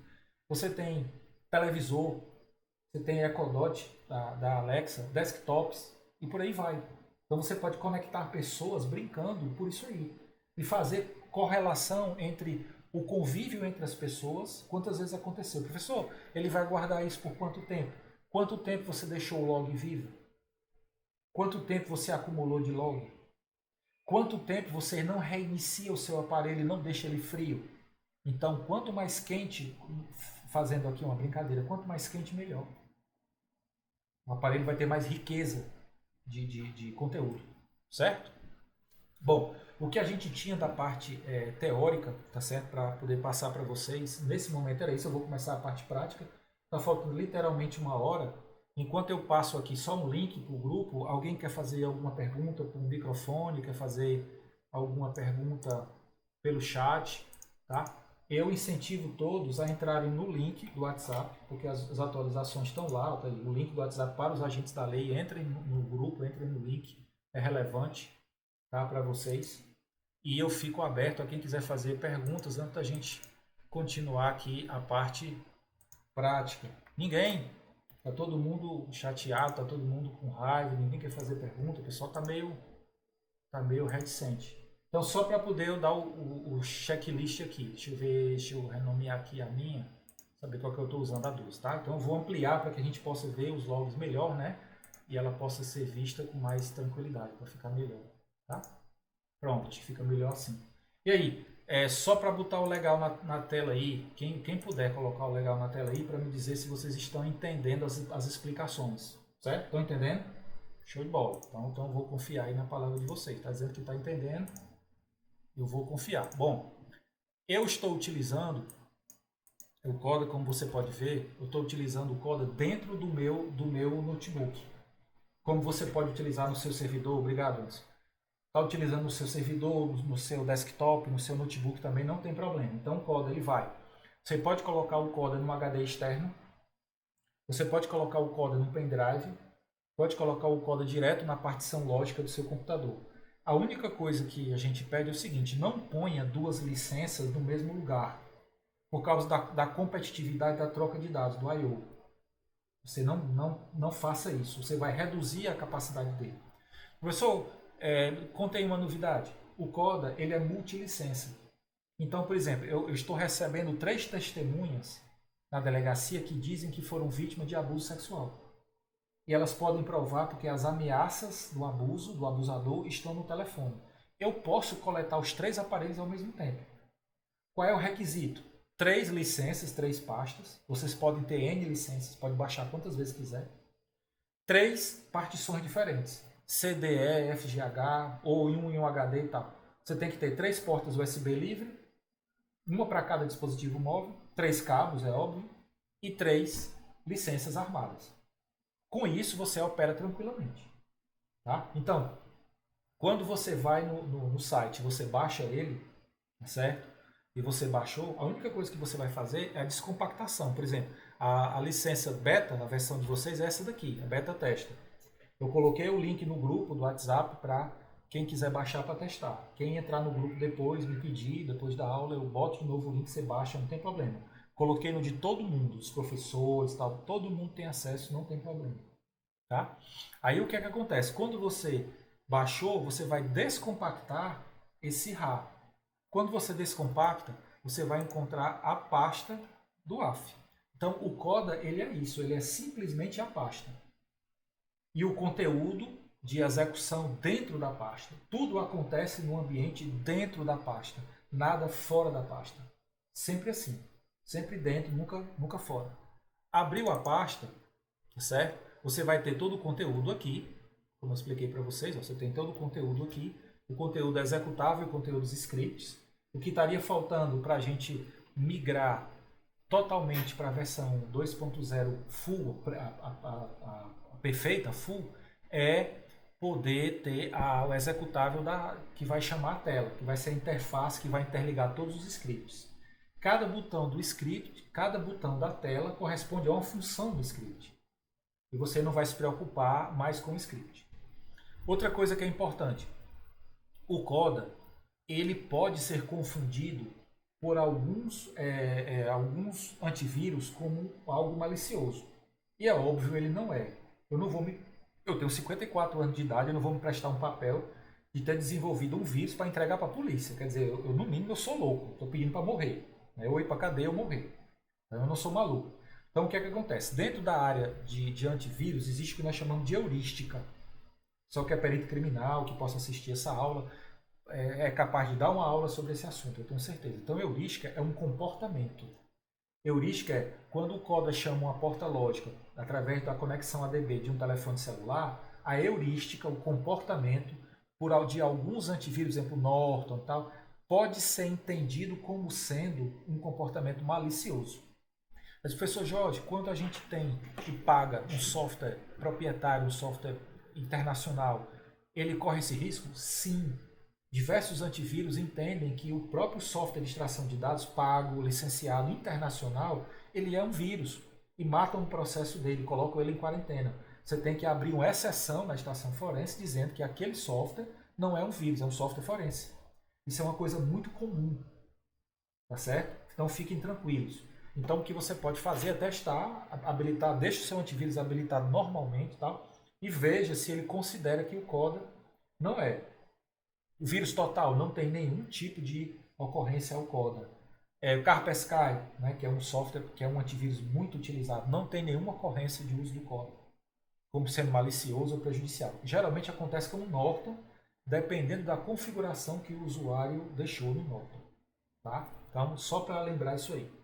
Bom, você chegou aqui nele, eu expliquei para vocês que ele segue uma lógica, né? Lembrando, eu não vou fazer agora, porque eu preciso deixar o meu aparelho, dispositivo móvel ligado. Então eu estou cometendo um erro, eu estou cometendo aqui um pecado, um erro, mas eu estou pedindo perdão a Deus. Então o que é? Eu estou operando a evidência sem ela estar em modo avião. Então não façam isso nunca, pelo amor de Deus, porque senão eu vou estar ensinando errado às pessoas que eu já dei aula. Então a evidência tem que estar em modo avião, protegida, completamente desconectada de qualquer rede externa, para que você possa operar com ela. O primeiro módulo que você vai operar é o módulo 0. Começa no 0 e termina no 10. O módulo 0 ele só tem uma função. Qual é a função? Testar se a configuração para depuração ADB entre o aparelho celular e o CODA está correta.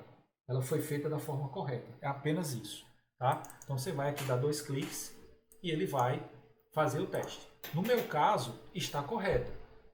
Né? Por que está correto? Se você perceber, o CODA diz isso aqui. Ó. Ele está dizendo qual é o aparelho, ele está dizendo qual é o número de série do aparelho, ele está me dizendo qual é a data e hora do aparelho, para poder eu verificar como é que ele está, e está dizendo que a bateria está em 100%.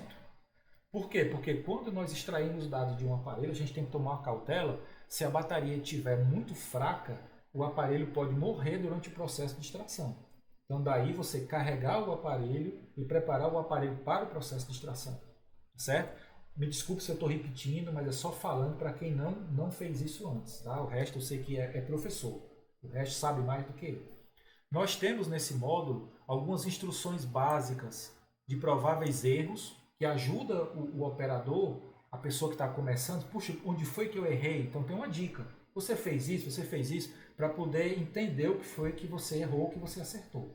Então em casa, a primeira coisa é colocar em modo de depuração ADB e testar o 0, o módulo 0 ADB. Professor, ele serve para quê? Só para isso, para mais nada, só para isso. O que é que você vai fazer? Você dá o Enter, ele renova, faz de novo o teste de novo, só. Então, fechou, ele só serve para isso. Você vem aqui e fecha, acabou. Chegando à conclusão que eu já fiz o que eu queria, nós vamos para a parte 2, que é o quê?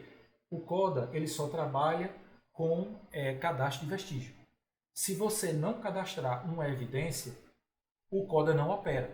Por exemplo, o famigerado WhatsApp. Rapaz, eu quero pegar o WhatsApp daquele traficante, o cara é um narcotraficante perigoso, tá aqui. Eu vou aqui na veia do cara, eu vou pegar aqui para tirar o WhatsApp dele. Aí eu vou pegar e vou acionar o WhatsApp aqui, o módulo do WhatsApp, né? Olha aí, ele caiu. Eu vou de novo, vou tentar de novo. Caiu. Por quê? Porque o CODA sabe que não tem um token, não tem um agente da lei, não tem um cadastro, não tem uma ficha de custódia de vestígio, não tem uma história. Não tem, ele não funciona. Ele faz isso de propósito. E já começou a gerar log, dizendo que você está tentando fazer uma coisa errada. Dizendo que você está tentando começar a trabalhar na evidência sem fazer a cadeia de custódia da evidência antes. Já está mostrando o seu erro. Então, você vem para cá e você vai cadastrar o vestígio. Você vai montar a cadeia de custódia. Certo? Então, você vai cadastrar o vestígio. Ele vai aceitar. Né? Justamente porque ele foi capacitado para aceitar, e você vai ter os disclaimers, são os termos, tá certo? Então, por exemplo, o CODA ele não quebra senha de nada. Professor, então eu vou fechar essa apresentação, vou me embora, o senhor é um tapado, é um incompetente. Eu disse assim, amigo, sinto muito ter lhe decepcionado. Ele não foi construído para quebrar senha de nada, justamente para que ele possa respeitar o processo pré e pós. Pré, ser extraído a senha dele antes da execução dele, pós, ele ser utilizado depois da execução dele, justamente por aquela interação responsável que ele tem com a evidência. Tá? Então, ele tem todo o disclaimer do que é que você vai usar e da licença, etc. E você vai aceitar. Você vai entrar e vai aceitar para que você possa operar com ele. Tá? Bom, ele vai pedir para você criar um token, que é o seu token como usuário, e cadastrar os dados, cadastrar o vestígio. Basta você entrar. Então, ele vai pedir seu nome e os demais dados. Ó. Seu nome, matrícula, tarará, tarará. Eu vou preencher aqui bem rápido para a gente ganhar tempo. Se quiserem fazer alguma pergunta, fiquem à vontade, certo? O pessoal aí tá calado aí, mas tudo bem. Tá certo? Vou colocar aqui bem rápido, analista. Matrícula, rapaz, pronto, ok? Depois ele vai pedir para você registrar um e-mail funcional, que é o e-mail que você vai operar, vai ficar no seu token, na sua chave de segurança, vai ficar cadastrado na custódia e em todos os relatórios.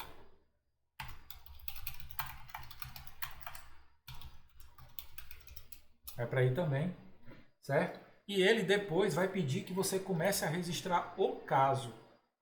O caso, o tipo de caso, a autoridade, etc. Eu vou registrar bem rápido aí para poder a gente ganhar tempo. Então seria o que? O caso 2025-0003, eu vou colocar inquérito policial, IP, né? Inquérito policial, pronto. Acho que todo mundo está acostumado. Evidência, vou colocar B. Pronto, registrei aqui uma evidência. Tá certo? A agência da lei, vou colocar aqui segunda.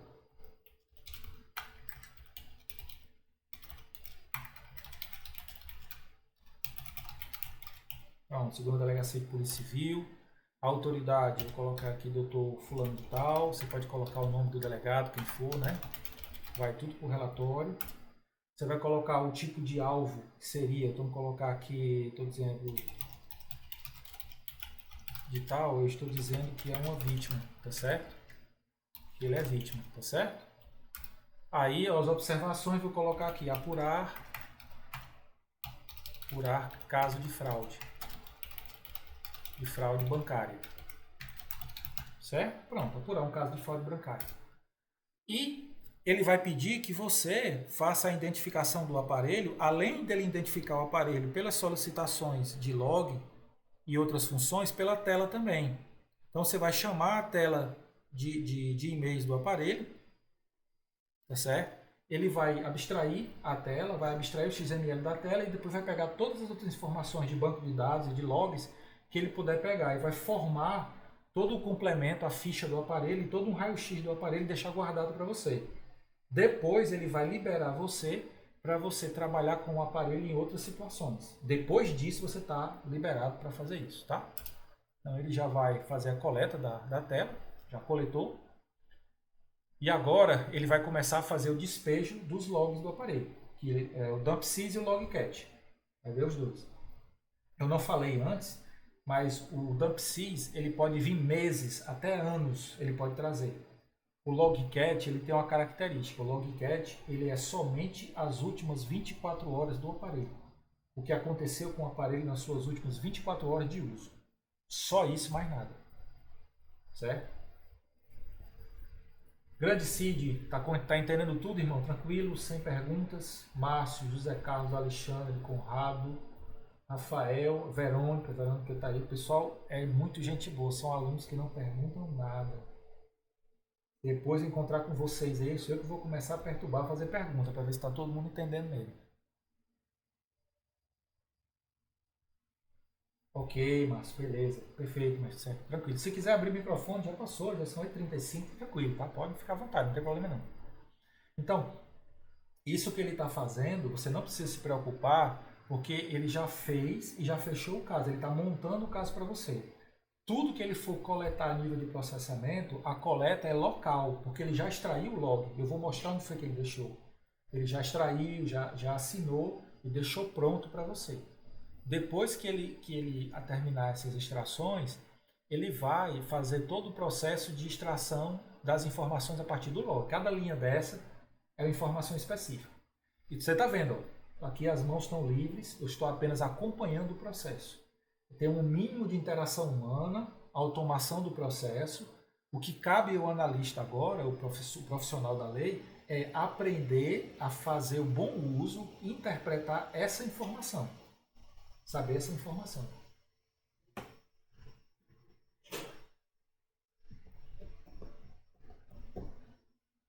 E quando ele terminar, ele volta para a estação inicial. Certo? Então ele vai ver histórico do modo avião, atualizações do aparelho, chave pública, chave privada, registro do SIM card do aparelho, outras atividades, redes, reinício do aparelho, quantos boots ele tem, etc, etc, etc. Então vai dar para a gente ter essa missão hoje aqui, né? Para a gente não forçar muito vocês. O que é? Eu vou analisar essa ficha de custódia e vou tirar um relatório muito bom, é útil, e a gente abre para quem quiser perguntar, senão a gente encerra e deixa vocês aí à disposição. Terminou, você confirma dizendo que aceitou esse processo, ele vai dar o bye-bye para você. O que é que ele está dizendo para você? A minha função eu cumpri. Fazer a ficha de custódia do vestígio e deixá-la pronta para você. Acabei, adeus. Você aceita, dando enter, e ele finaliza. Não tem mais o que fazer. Aí você vai passar para os outros módulos, que são os módulos com os quais você vai trabalhar. Certo? Então, você percebe que você tem aqui 3 pastas que você não tinha antes, que foram criadas por ele. A pasta de backup, ele diz, professor, o que é essa pasta de backup? Por exemplo, digamos que o CID ele tirou as ligações efetuadas de um telefone de um suspeito. Aí o CID quis fazer um check, double check, né? Checar 2 vezes e tirou de novo. O que é que o CODA faz?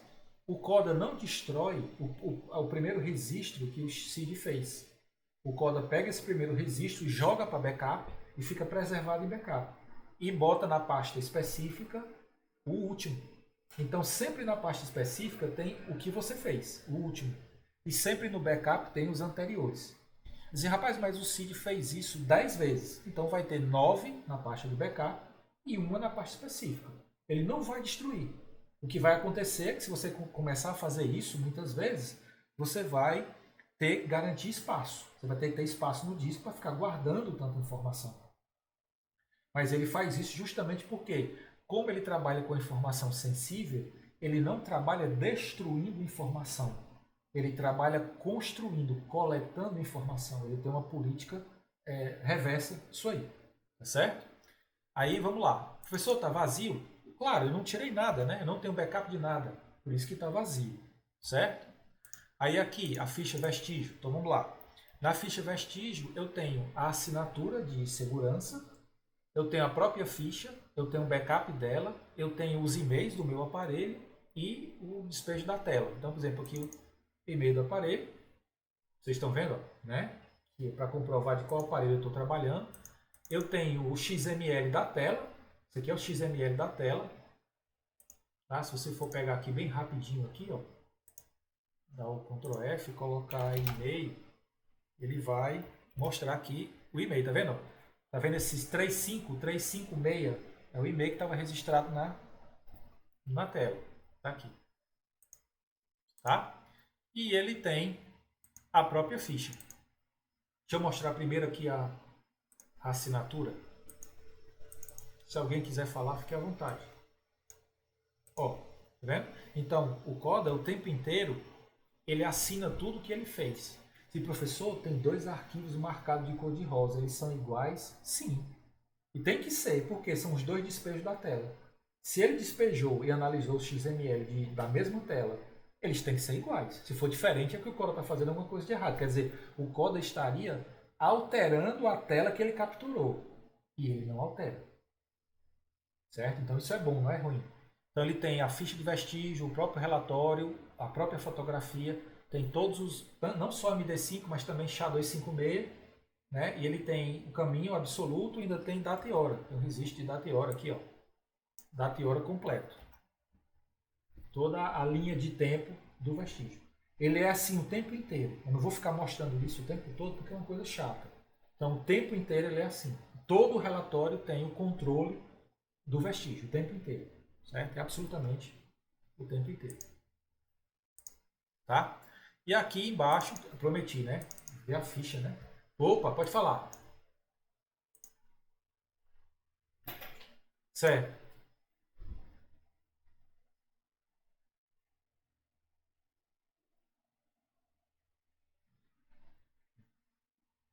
Perfeito. Perfeito. Vamos lá. Vasco, isso aí é o futuro dele quando ele tiver orientado a banco de dados. Então, o Coda hoje ele é orientado a um relatório de log que você pode, dentro do log, a partir de um CSV, montar uma linha de tempo, seja através de filtros ou através de inteligência artificial. Ele já vem pronto para isso. Então, ele é altamente amigável para ser tratado por inteligência artificial. Com relação a isso ser nativo dele já entregar isso, como é que nós teríamos que fazer? Nós teríamos que ter um módulo, criar um módulo a mais com um conjunto de scripts, que ele iria buscar informações específicas e colocar essas informações numa linha de tempo. Agora, para poder ele ser viável, eu teria que começar a guardar as informações dos relatórios em banco de dados. Porque seria mais fácil eu capturar a informação de uma chave do banco, de uma célula do banco e montando o relatório numa linha de tempo. Quando você tem um software proprietário, né, utilizado pelos governos, pelos agentes da lei, eles têm linha de tempo, quem trabalha com isso sabe. Isso é muito bom, essa sua pergunta é pertinente, a linha de tempo é fantástica, mas ela é pesada de ser trabalhada, de ser indexada, porque ela precisa consultar todos os eventos de todos os bancos de dados que ele teve acesso para poder montar o tempo de tudo e mostrar tudo. Entendeu? Então, quer dizer, o problema para o CODA seria o peso, a força computacional e o peso que isso ia acarretar. Entendeu? Mas é algo a se pensar no futuro. Né? É algo a.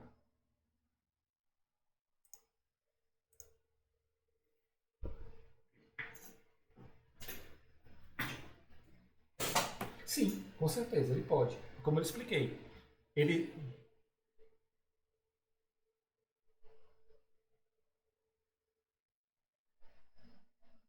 E é o que ele já faz para você. Como eu havia relatado, ele já lhe entrega em arquivos separados por vírgulas, que eles são arquivos próprios para você trabalhar a nível de inteligência artificial ou mesmo em um banco de dados. Ok? Tá?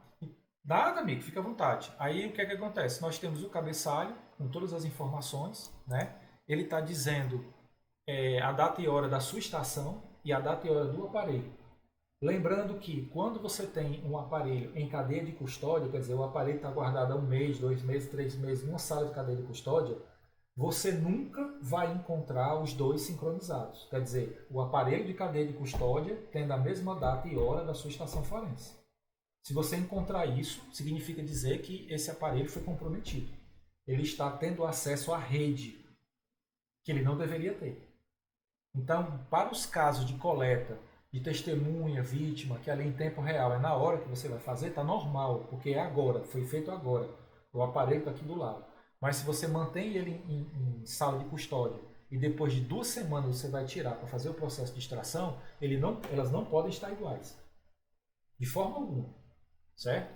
Ele vai dizer o fabricante, tá certo? Ele está dizendo aqui o cabeçalho do caso, a ficha do caso, lembram? Né? O IDEV e tal, o inquérito policial, delegacia de polícia civil, né? Ô Rafael, boas noites, amigo. Aí o nome, cicrano de tal, as observações, então todas as informações pertinentes ao cabeçalho. Ele vai te dizer o modelo comercial, né? Todo o modelo comercial do aparelho, número de série, todos os modelos que ele tem. Então aqui é para que o CODA possa ajudar você se você tiver interagindo com um aparelho falsificado. Ele pega a mesma informação em lugares diferentes para que ele possa determinar se tem alguma informação que não bate com a outra. Quer dizer, 3 vezes ele repetiu. SMA é uma linha Galaxy, SMA 5460. Por quê? Porque ele quer saber se todos os registros estão iguais. No aparelho falsificado, você vai ter modelos divergentes em lugares diferentes. É o primeiro sinal que você está trabalhando com um aparelho que ele foi adulterado, ele foi falsificado. Certo? Ele vai te dar o número de série do aparelho, certo? O número de série do aparelho que vai estar na placa e vai estar no sistema operacional. O número da placa e o número do sistema operacional. O fabricante, o modelo industrial, né? As listas dos operadores. Então, esse aqui, ó, são os operadores que o aparelho tem no Brasil. Essa realidade não é da Europa, é no Brasil. Nós temos aí a Oi, né?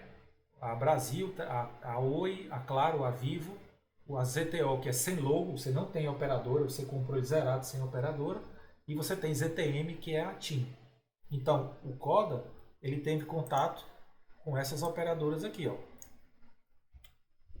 Você pode ver que ele teve contato com a Claro, né?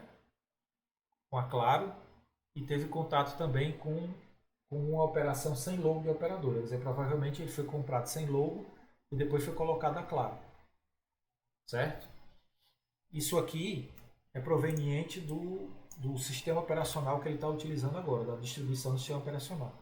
Aí vem aqui o tempo de atividade. Aqui, ó, tempo de atividade. Então, o CODA, ele está nos dizendo que o telefone está sendo usado há 8 dias. 8 dias. Agora são 8 horas e 35 minutos. Fuso Brasil. Tá certo? Ele está sendo utilizado há 8 dias, 9 horas e 22 minutos. O usuário é o usuário zero. Ou seja, você tem um usuário zero. O que é que seria o usuário zero? Seria o usuário owner do aparelho, gerente do aparelho. Pode falar, Cid.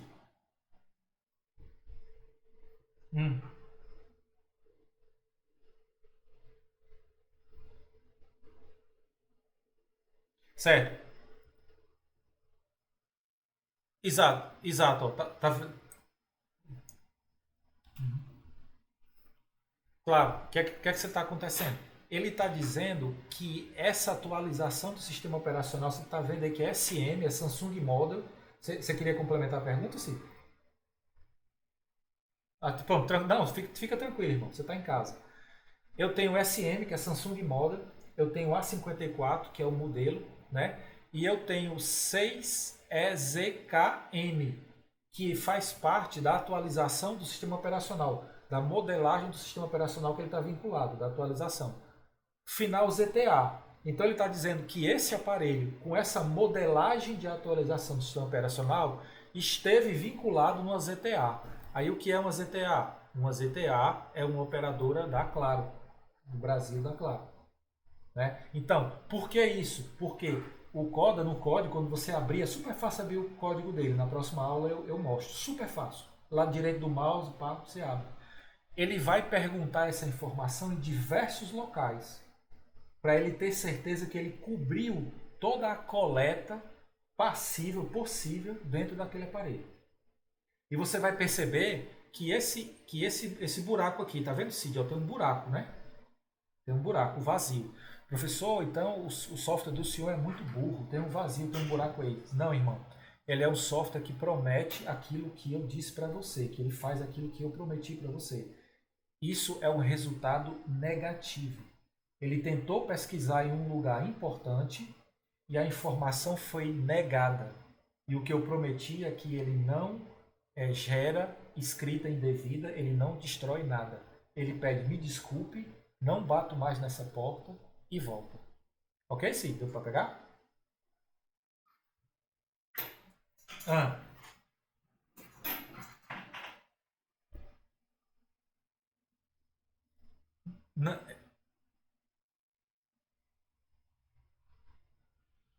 Não, significa dizer que ele recebeu um vínculo de atualização dentro da operadora Claro e o aparelho é Samsung. Esse SMA é Samsung Model. Entendeu? Significa isso. Deu para pegar, Cid? Tranquilo?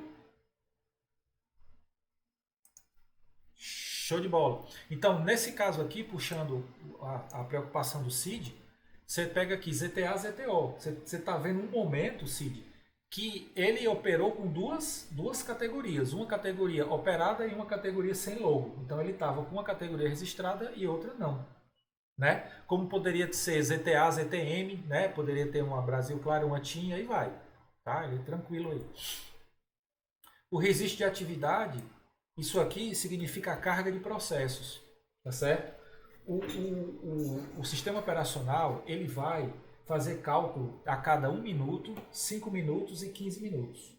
Ele faz cálculos para dizer qual é a minha carga de processos paralelos, concorrentes, que estão acontecendo. 1 minuto, depois 5 minutos, 15 minutos. Outras distribuições fazem 20 minutos. Então ele teve aqui, ó, com 1 minuto, 16 processos, com outro 15, com outro 15. As pessoas pensam que é pouco, mas para um telefone celular é muito. Esse telefone celular ele tem muitos processos concorrentes, ele está em atividade plena, está puxando, ele está bem carregado. Por quê? Porque isso prova que ele está em funcionamento, certo? Aqui é a famosa chave privada.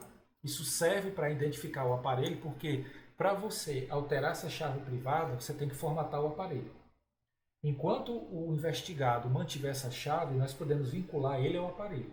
Se ele formatar, aí ele vai perder essa chave. E ele já coleta a chave privada. Pode falar, Márcio. Boa noite, boa noite. Pois não. Claro.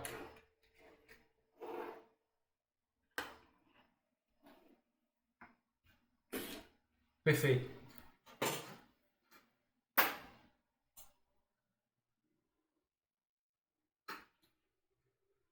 Não. São sim. Ele faz isso, inclusive, você pode testar e mostrar. É assim, nós temos basicamente, é claro, evidente que você pode mostrar esse seminário para o delegado, né, para o seu superior e tal. Ele, como é um operador do direito, ele é bacharel em direito e ele conhece a legislação brasileira, ele sabe que o ônus da prova no processo penal cabe a quem alega. Nós, enquanto agentes da lei, temos que provar que somos idôneos, honestos, probos, fizemos de forma correta, documentamos de forma correta e utilizamos as metodologias corretas. Do ponto de vista da defesa do acusado, ele incumbe a ele mostrar que nós erramos. Ele tem que provar que nós estamos errados. Então ele tem que mostrar qual foi a linha de código, o que foi que aconteceu que alterou o aparelho. Eu vou te mostrar aqui, avançando um pouquinho na aula, dentro do CODA, você tem uma pasta, Márcia, chamada Integridade. Essa pasta aqui, Integridade, você abre, você tem um relatório de assinatura de integridade. Eu vou puxar aqui para a tela compartilhada. Esse relatório de assinatura de integridade, ele vai mostrar tudo o que você tem nele, todas as distribuições, tudo assinados. Então, se por acaso alguém realizou alguma ação indevida, né, alguma coisa indevida, essa pessoa, por óbvio, vai mostrar que ela alterou o código. Então, ela pode alterar o código para tentar dizer alguma coisa de errado, vai, mas a assinatura de integridade não bate. Inclusive, a assinatura de integridade que está lá na nuvem, onde você baixou, também não vai bater. Então, você vai dizer, olha, senhor, o senhor alterou o código do CODA para inventar uma mentira para me acusar. O código não é esse. Se o senhor refizer o teste com o código verdadeiro, o resultado vai dar o que eu fiz. Certo? Uhum. Perfeito, perfeito, perfeito. Exatamente. Exatamente.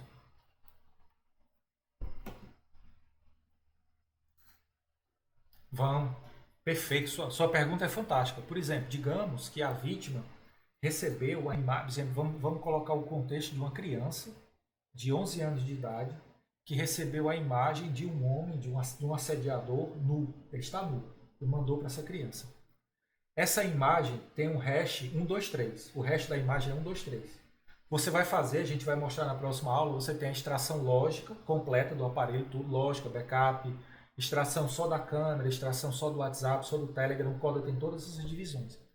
Aí o que é que acontece? Quando você fizer isso, a imagem daquele homem nu, 123, ficou preservada e você vai encaminhar o aparelho para a perícia junto com a extração. Quando o perito fizer a extração, vai dar a mesma coisa.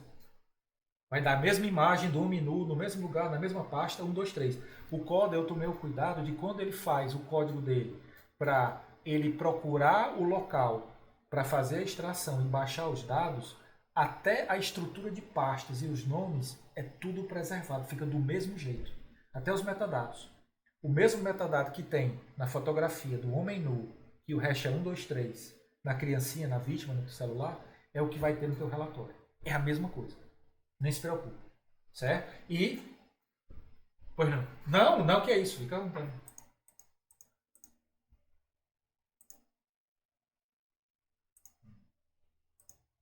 Uhum. Certo. Se o assédio aconteceu via WhatsApp, aconteceu via transferência de arquivos, aconteceu em um software de ponto a ponto, dependendo de como se deu acesso, esse acesso em algum momento o aparelho dos dois se encontrou. Se encontrou aonde? Se encontrou num hub tecnológico. Vamos lá. Você tem um provedor de comunicação, que é o WhatsApp. Ele liga duas pessoas ou mais pessoas. Ele é um hub, ele é um provedor. Então, quando você detecta uma determinada situação no aparelho da vítima, você tem data, tem hora, tem o ID da mensagem, etc., você pode utilizar a extração reversa. Você pode tirar o extrato reverso do WhatsApp do aparelho da vítima e o extrato reverso do WhatsApp do autor. Judicialmente, você pode tirar os dois. E quando você tirar os dois, você pode fazer comparações para ver que os dois trocaram mensagens. Para você ter uma ideia, o extrato reverso ele mostra até o ID da mensagem, vê que é a mesma, o mesmo ID, um mandou para o outro.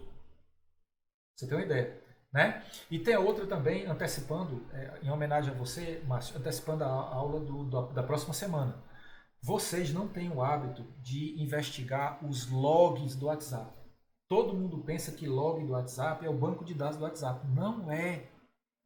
Não é. O WhatsApp, o famigerado WhatsApp, o demoníaco WhatsApp, ele tem log. Ele tem log. E o log dele é fantástico. O Coda processa o log dele.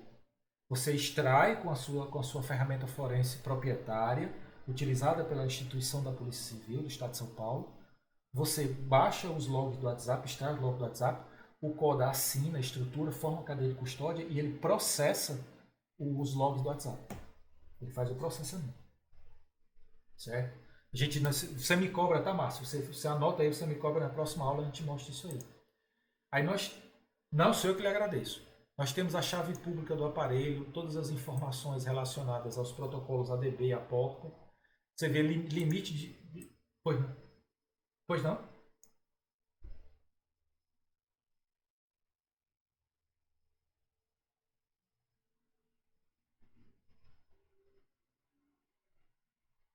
Sim, sim, é possível você, porque ela vai ter lá uma flag setado read, que seria 1, e not read, quer dizer, não read seria 0. Você vai ter as duas situações. Aqui, pois nada, aqui você tem a RUM instalada, a RUM é o SO. Né? Aqui ele vai estar dizendo como é que está o status de acúmulo de informação. Tá? Vai estar em bytes, você pode transformar em gigabytes. Ele tem foto, tem vídeo, tem áudio, né? Ele vai dar uma ação para você. Isso aqui é um histórico de zona de tempo, como é legal desde 2024, desde 30 de novembro de 2024. O que é isso aqui? São todos os momentos em que o GPS detectou mudança de zona de tempo. Por exemplo, o GPS ele pode detectar, e vai detectar, é normal, que eu mudei de herb. A gente muda de herb o tempo todo. E ele sensibiliza isso. E agora, o que é legal? Isso aqui serve para proteger a polícia. Quando você tem um aparelho que está em cadeia de custódia, vai estar o quê? A última detecção de zona de tempo é o momento da prisão do cara. Porque o Márcio chegou com a equipe dele, prendeu o cara, algemou, pegou o celular, colocou na gaiola de Faraday, na bolsa de Faraday, ou colocou em modo avião, deixou o aparelho seguro, tirou o chip, desbloqueou tudo, deixou o aparelho pronto e depois colocou em evidência, colocou no lacre de evidência. Esse aqui é o último momento em que ele sensibilizou a zona de tempo. Ele não vai mais sensibilizar. E é muito fácil você provar, ele não tem mais contato com o universo exterior. Quando ele mantém zona de tempo, ele mantém a zona de tempo, é porque justamente ele continua a ter contato com as redes exteriores e tem que se avaliar qual foi o prejuízo para fim de cadeia de custódia, esse contato dele com zonas exteriores, momentos exteriores. Certo? Horário de conexão e desconexão de telefonia, ele não teve, ele não sensibilizou. Se a gente pega do logcat, então quer dizer, não teve nenhum histórico de desconexão. Ou seja, ele perdeu o sinal da rede de telefonia. Se ele tivesse perdido, por exemplo, se eu tivesse colocado ele em modo avião, o meu, ele teria aparecido aí, ó. Ele se desconectou da rede tal hora. Tá certo? Histórico do modo avião, ó, o valor tá 0, ó. Tá certo? Professor, quer dizer que o modo avião está desativado? Está. Tá vendo? Ele está desativado, valor 0. Se tivesse valor 1, o modo avião estaria ativado e embaixo teria a data e a hora que ele ficou em modo avião. Outra dica para a polícia. Se você usar isso aqui, você pode provar qual foi a data e hora exata da prisão do cara, da apreensão que ele entrou em modo avião. E permaneceu em modo avião, permanece. Para proteger o aparelho não teve contato com o mundo exterior. O manuseio da evidência foi preciso, foi ético, foi bem feito, certo? O registro do SIM-card, galera, 23 de agosto, 24 de setembro, por exemplo, agora 24 de setembro às 8 horas da manhã, que é hoje, né? Hoje cedo, às 8 horas da manhã. É o último registro, Márcio, que ele tem do aparelho se conectando na rede. Então, hoje, às 8 horas da manhã, foi a última vez que ele testou. Isso aqui é um pedaço do meu ICCID, do meu SIM card, e ele está dizendo que o meu SIM card pegou Deixa eu pegar aqui um certificado. Aqui tem a operadora, se está em home ou não, tá? Vou pegar só aqui tá aqui o certificado, o CERT, ó. Tá vendo? Isso aqui é a comprovação de que ele está em uma rede. Ele efetivamente se conectou em uma rede. Tá? E eu posso jogar esse certificado junto com o ICCID dele, os dados dele de e-mail, e oficiar essa rede, e essa rede vai me confirmar isso por ofício administrativo até. E se a partir disso eu quiser pedir, Márcio, uma quebra telemática, eu posso pedir. Isso também é mais uma prova que esse aparelho estava usando esse SIM card e ele está associado a mim. Certo? Ele estava associado à minha persona. Aqui são os números e CCIDs dos SIM cards que ele usou. Gente, eu só uso a Claro, vocês me desculpem, depois eu vou botar outros para as aulas. Por isso são todos iguais, são os CCIDs. É o número de série do SIM card. Professor, se o senhor usasse TIM, Vivo, Oi e babá, ia aparecer os outros SIM cards aqui. Todos eles viriam para cá. Certo? O IMSI, olha outro exemplo, ó. Eu estou usando o Android 15, né? O meu foi atualizado para o 15. Eu vou receber no final do ano o 16 beta. O que foi que aconteceu? Aconteceu o modelo de trabalho do Coda. O Coda bateu na porta, tá certo? O Nuno deu boa noite, irmão, boa noite também, fique com Deus. Bateu na porta, o dono disse assim, meu irmão, aqui você não entra nem a pau. Ele, pois não, senhor, desculpe, voltou. Então o Coda voltou com lixo, entendeu, galera? O lixo informacional. Foi aquilo que ele pôde, ele fez o possível. Ele fez o que era possível. Mais do que o possível, não deu. Por isso nós temos os softwares proprietários que servem-se a esse papel. Eles fazem até o que é impossível, eles vão além. E o Coda não vai. Porque ele tem um propósito diferente. Né? A filosofia dele é outra. E aqui você tem os terminais telefônicos. Você pode ver que ele trouxe, né, as funções na base 64 e tem aqui o número 5584, é o meu DDD, né? 988182862. É o número que eu tenho, só tenho esse número no celular. Se eu tivesse outros, ele traria também. Mesmo, tá certo, Márcio? Se eu não usasse mais o número, porque ele foi fazer uma query, foi fazer uma pergunta no banco de dados. E o banco de dados foi amigável e me respondeu. Certo? Ele me deu a resposta. Tá? As redes que ele opera, né? O registro dele na rede NixTime, que é a rede de tempo. Esse registro ele está em Unix Time, é tempo Unix, é o tempo do Linux. É como o Linux calcula a hora. Então você pode transformar, você joga isso numa calculadora, transforma, vai dar a data de hoje. A data presente. Tá? O serviço do Wi-Fi está rodando, né? Ele vai dizer aqui todas as VPNs que ele usou, os VPNs que estão aqui, ponto de acesso, as operadoras registradas nele. No momento só tem a Claro, tá vendo? No momento a Claro do Brasil, tá vendo? Claro Load, que é carregado. Ele tem um chip da Claro, o chip está carregado. E ele já teve uma Claro ausente.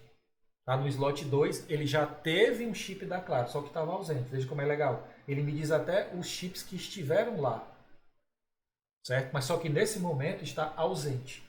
Então você já tem uma ideia. Por exemplo, se o cara tivesse aí um Vivo ausente, opa, eu já vou ver como é que está a situação desse cara lá na Vivo, porque nesse aparelho tinha um chip da Vivo lá, certo?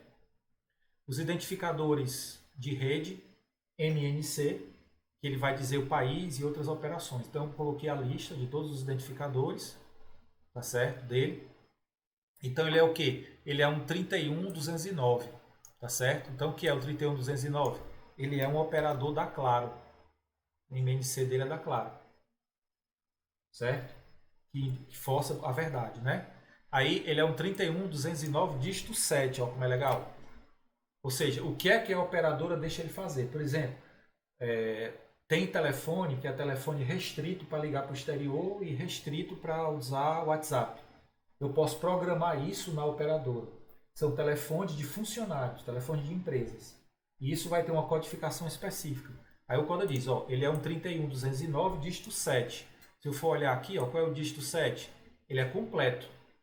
Tá vendo? O branding completo. Ele é um telefone livre para fazer qualquer coisa a hora que ele quiser, inclusive chamadas via 5G, chamadas VoIP, etc, etc, etc. Então ele vai classificar o aparelho e dizer o que o aparelho pode fazer e o que ele não pode fazer.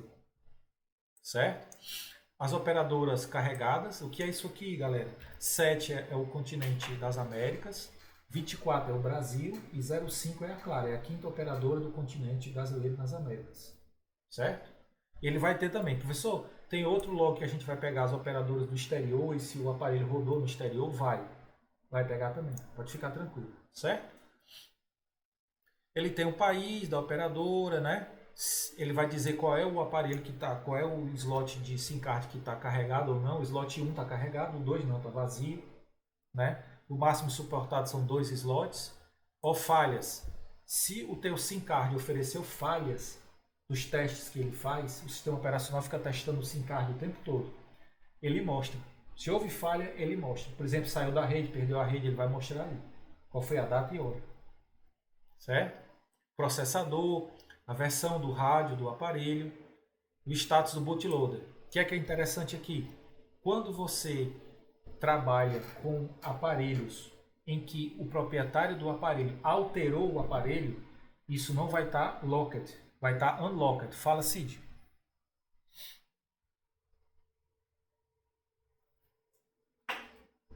Certo. Também. É porque o meu aparelho, grande Cid, não é sim, eu juro, eu vou comprar só para testar. Mas ele mostra também, ele vai colocar a simbologia é sim, dizendo que ele não vai dispor de lote. Agora sim, o Android, ele não fala isso, entendeu? Não dispõe de lote, ele vai falar o zero. O é sim sempre vai estar no zero, que é o primeiro. Porque a lógica do Linux é que o 1 não é o primeiro número, é o zero. Então, para o Linux, o zero é o 1. Então, ele vai sempre jogar o SI no slot 0. Viu?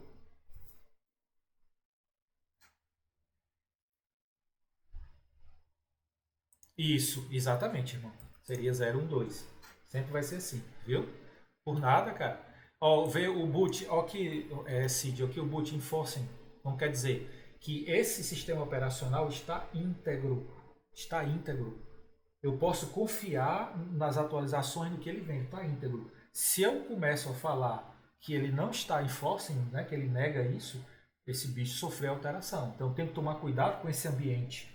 Ele não vai estar normal, é um ambiente alterado, certo?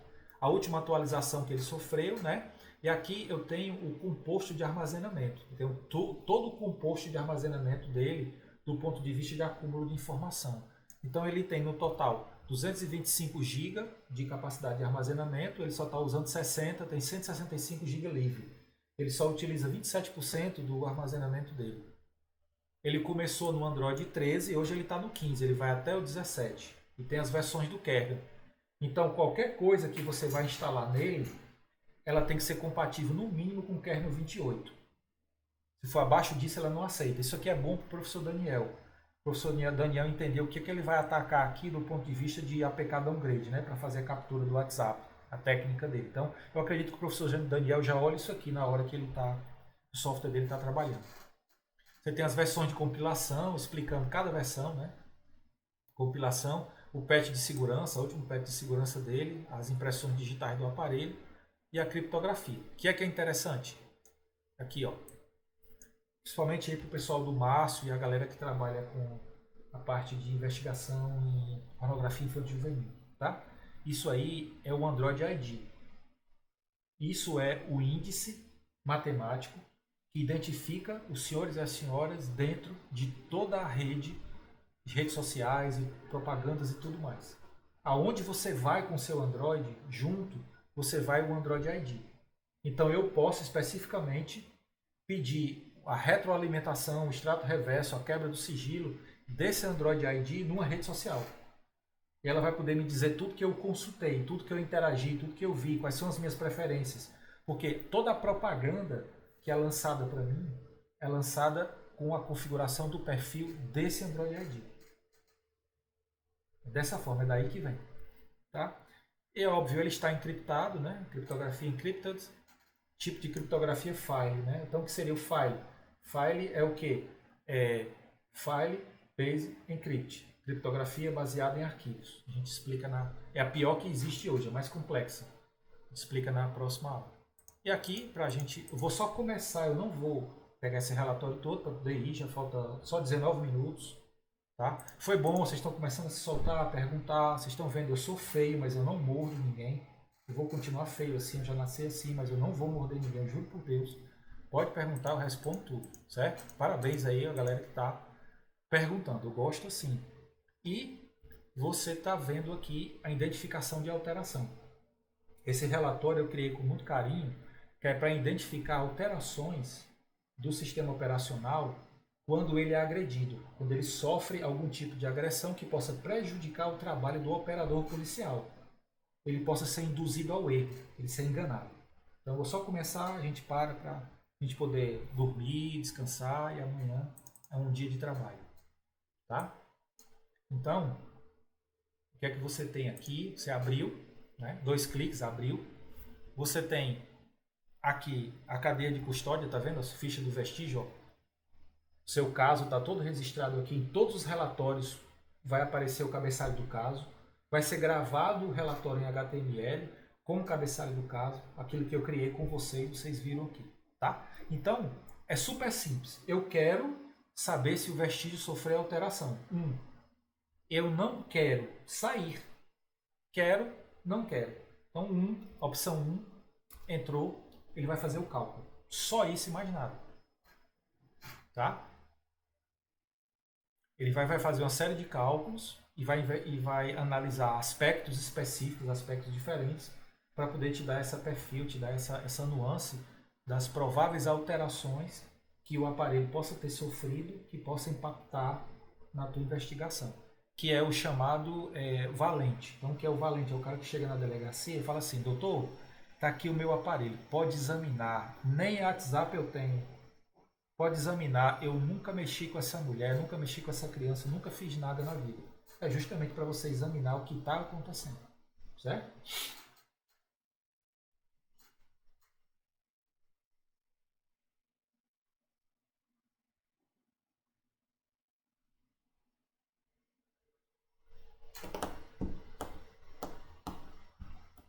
Ok, finalizou, vou sair, tá certo? Que é para poder examinar o relatório. Você pode ver, ó, esse relatório faz parte do grupo 2.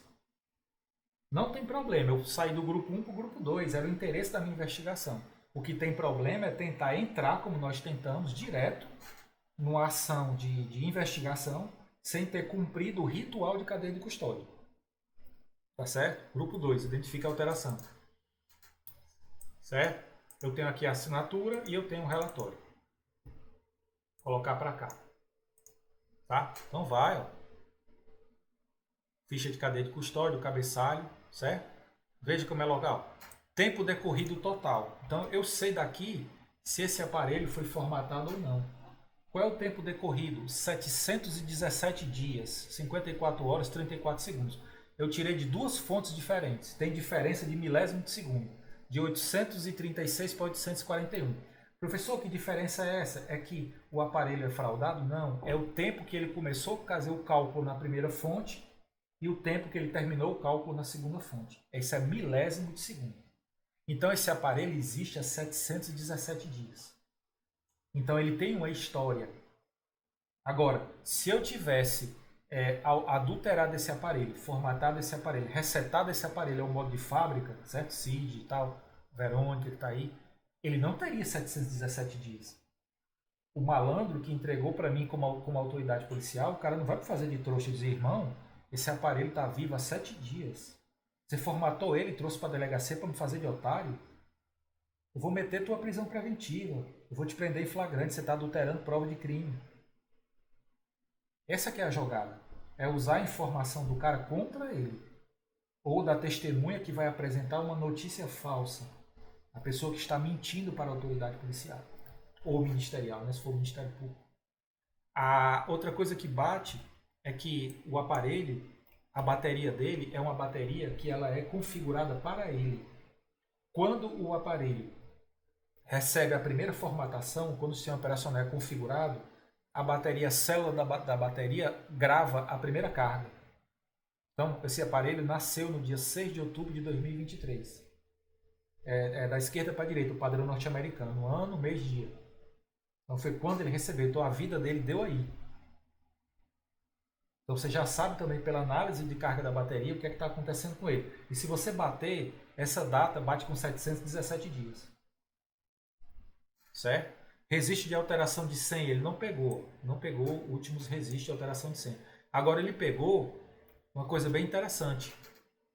A última vez que você instalou um aplicativo. Então, se eu vou extrair dados do WhatsApp da vítima ou da testemunha, a testemunha instalou o WhatsApp no dia 7 de outubro, às 7 horas da noite. No caso, a testemunha sou eu. Então, eu já estou com o WhatsApp há 2 anos, quase 2 anos nele. Agora, me diga uma coisa. O crime aconteceu há 1 semana. Eu instalei o WhatsApp ontem. Qual é a confiança que você tem em mim como testemunha? Não, doutor, é porque aqui deu um negócio aqui. Não, irmão. Tá difícil. Para rodar as scripts é necessário o dispositivo estar sempre conectado via DB. Consegue trabalhar em cima da imagem extraída. Samir, tua pergunta é fantástica. Cara, esses relatórios relacionados à captura de informações via script, sim, eles já podem rodar em cima do DumpSys, do SysDump e do Logcat. Agora, tem informações, especificamente essa, Samir, como essa daí, que você tem que ter o contato ADB porque ele faz um cálculo na hora. Ele analisa os aplicativos importantes, ele analisa todos os aplicativos e depois ele vai conferir a data e a hora da última instalação deles. É por isso que ele precisa do contato ADB. Então, em alguns momentos, Samir não precisa e em outros momentos precisa. Essa seria a resposta para você. Beleza. Aí você tem tudo, do Signal, do Telegram, do Instagram. Do Instagram já está mais recente. Ó. O Instagram foi no dia 5 de maio. Certo? Você tem o Threads do Instagram, foi dia 14 de junho. Que é aqueles threads, né, que a gente assiste. O Facebook. Então, você tem um Facebook para o gerenciamento da meta. Professor, por que é que está 2021 se o seu aparelho só comprou em 2023? Porque ele foi fabricado em 2021. Ele foi fabricado em 2021. Ele foi para a fábrica. A Meta já coloca esse gerenciamento interno lá na fábrica, vem no SEO da fábrica. Tá certo? O Facebook Messenger já foi no dia 17 de setembro, foi pertinho. E o Facebook também, 17 de setembro. Né? Todos estão aí. O Twitter também, né? O Quai não tem. O Quai aqui não tem. Tá vendo? Não tem. Até porque hoje eu desinstalei o Quai. Então ele não tem. Aí se eu instalar de novo, vai sair a data de agora. YouTube, Amazon, Uber, Táxi 99, Booking, Airbnb. O Airbnb eu tenho 2 instalações. Eu instalei o Airbnb 6 de outubro e instalei 18 de abril. Né? Aí você tem as versões do Android. Tem todas as versões do Android. Qual é a versão que ele está agora? A quantidade de boots, a quantidade de reboots. Né? Qual foi o primeiro boot dele? Ó? Por exemplo aqui, First Boot True. Então foi a primeira vez que ele deu boot na vida. Foi quando ele nasceu. First Boot True. 25 de julho de 2023. Professor, por que é que tem 2021 lá em cima? Que ali é quando eles botaram na fábrica. Na fábrica. Eles levaram para a fábrica e fabricaram a, a placa-mãe. Colocaram a memória, colocaram o sistema básico. Então ele ficou pronto. Aí depois ele passou o quê? Ele passou para o primeiro boot para instalar a primeira versão do sistema operacional, em 25 de julho de 23. Né? É quando chegou outubro de 23, eu comprei. Aí comecei a utilizar em outubro de 23. Quer dizer, ele tem fases antes de chegar na nossa mão. A gente precisa aprender a identificar essas fases. O que é que cada fase dessa é? Para que justamente o timestamp ele não confunda o critério da gente do que é que aquilo significa. Certo? Seria isso aí. Aí ele vai ter também as instalações. Deixa eu só tirar aqui. As alterações recentes do sistema operacional. A alteração mais recente foi 2 de setembro. Ele vai te dar uma tabela todas as vezes que ele estou em modo recovery. Por que é que isso aqui é importante, essa tabela do modo recovery? Para você formatar o aparelho, primeiro você precisa colocar em modo recovery. Então, quando você põe, você vai começar a fazer uma comparação. A data que ele entrou em modo recovery com um vestígio ou com um log que indica uma formatação. Então, o meu tem várias entradas em modo recovery. Então, o modo recovery pode ser dano ao sistema operacional por erro, pode ser ele se recuperando de uma falha, pode ser uma atualização. Então, fiquem espertos. Atualizações normais obrigam o aparelho a se recuperar do modo recovery. Ele reiniciar e às vezes se recuperar do modo recovery. São atualizações do aparelho. E por fim, que é aquilo que nós investigamos mais, são quando as pessoas formatam o aparelho de propósito. Eles fazem a formatação do aparelho. Certo? E aqui ele tem todas as vezes que ele mexeu com a senha do aparelho, a tentativa de se conectar com o aparelho a partir de a senha. Aqui você tem um disclaimer, né, que vocês vão poder em casa entender o que é cada coisa, ó, o que é que cada coisa representa. Isso aqui também é novo. Aí você tem aqui desde o dia 28 de março. Desde o dia 28 de março, tá certo? Aí você vem aqui 28 de março de 24. Aí você vem aqui 7 de janeiro de 25. Ele vai desde 24, 25, aí vem descendo até agora, até o dia 9 de setembro de 25. O que é que está acontecendo? Quando você tinha essa época aqui, ó, que o formato padrão de data era incompleto, era Android 14. Por coincidência, toda essa etapa aqui era Android 14. Estava no ano de 2025, mas ainda estava rodando Android 14. Com a evolução do Android, veja como o log mudou. Do Android 14 para o Android 15. Ele passou a dar a data por completo. Ano, mês, dia. Lembra que aqui está mês, dia. Ele subtraiu um ano. E eles acharam interessante acrescentar o ano. É o mesmo padrão norte-americano, só que ele acrescenta um ano. E significa a mesma coisa. Aqui o que é?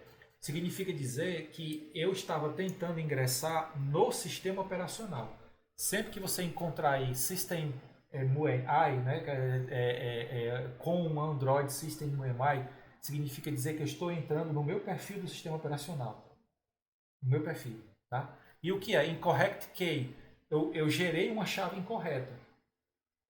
Incorrect key 1 pode ser a biometria. Incorrect key 2 pode ser a senha PIN ou a senha alfanumérica. Incorrect key 3, cada um tem um significado. Aí você tem a data e a hora. Então tudo isso aqui foi tentativa de entrar no aparelho de forma incorreta. Você pode inclusive examinar as datas repetidas. Se tem diversas vezes na mesma data, com horas próximas, sabe o que, é que vai acontecer? O aparelho vai entrar em modo de bloqueio. Se continuar tentando, o aparelho vai entrar numa espécie de modo de hibernação, modo ladrão. Ele trava. E você tem que basicamente perder todas as informações do aparelho para recuperar.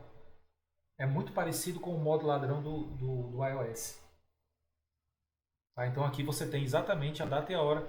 E todos foram no user zero, quer dizer, todos foram no usuário zero do aparelho, que é o owner, que é o proprietário do aparelho, perfil zero. Lembrando, Linux zero significa 1. Tá? E aqui é quando você desbloqueou o aparelho com sucesso. Verify Success. Então aqui você colocou a sua senha de maneira correta, com data e hora. Certo? Existe o log específico para biometria. Aqui foi a senha, com data e hora. Você colocou com data e hora precisa, né? E fechou. Aqui é o seu SALT. Olha como é engraçado, já está entregando o SALT aqui, ó. 6640 4858 14. Quem já ouviu falar na ferramenta de ataque, o Hashcat, né? O Hashcat, para poder calcular a minha senha, saber qual é a minha senha, ele precisa desse SALT aqui, que é uma matriz que vai dizer os padrões que eu formo a minha senha. Tá? Já fica aí de bandeja. Certo? Então, gente, para hoje, para a nossa missão de hoje, né? Acredito que cumprimos, tá certo? Alguém teria, faltando 5 minutinhos, alguém teria alguma pergunta, alguma coisa, tudo tranquilo? Vocês estão vivos ainda comigo, tá certo? Só dar um ok para dizer que vocês estão vivos, ninguém morreu. Lá em Portugal já tá tarde pra caramba. Portugal já passa da meia-noite, né? Passa da meia-noite, né? Show, Alencar, obrigado também, viu? José Carlos, todo mundo, tranquilo, beleza, Victor, Eduardo. Então, vocês vão receber nos e-mails e você... Leandro, sempre me dizem isso, Leandro, muito bom. É por isso que eu expliquei. Tem que voltar para os bancos da academia, tem que estudar sistema operacional, tem que estudar interação hardware-software, tem que ir baixo nível. Quando o agente da lei domina baixo nível, o resto ele traça com farinha, ele come rapadura com farinha. Ele vai baixo nível, ele desce. Então, assim, é o conhecimento primordial para vocês, pode crer, certo? Pessoal, foi uma satisfação, um prazer muito grande, honrado com a presença de todos, né, pelo horário. Pelo que eu vi, deu gravado, deu 2 horas e 28 minutos, está gravando ok, vou salvar, já vou disponibilizar na nuvem. Vocês vão receber essa semana o convite para a próxima semana, no mesmo e-mail que está cadastrado comigo e tal. E lembrem de convidar um colega. Se o colega não veio, mostra a aula para ele, manda ele me mandar um e-mail para poder eu cadastrar e a gente se encontrar na próxima semana. Usem, brinquem aí com ele, usem, vamos ir com cuidado. E na próxima semana vocês vêm com as dúvidas aí. Obrigado, Samir. A honra foi minha, viu? Beleza, viu? Beleza mesmo. Alguém quer falar alguma coisa antes de eu fechar aqui? Boa noite, mano. Beleza. Boa noite, Cid. Nada. Obrigado. Obrigado, Vasco. Por nada. Tchau, tchau, irmão.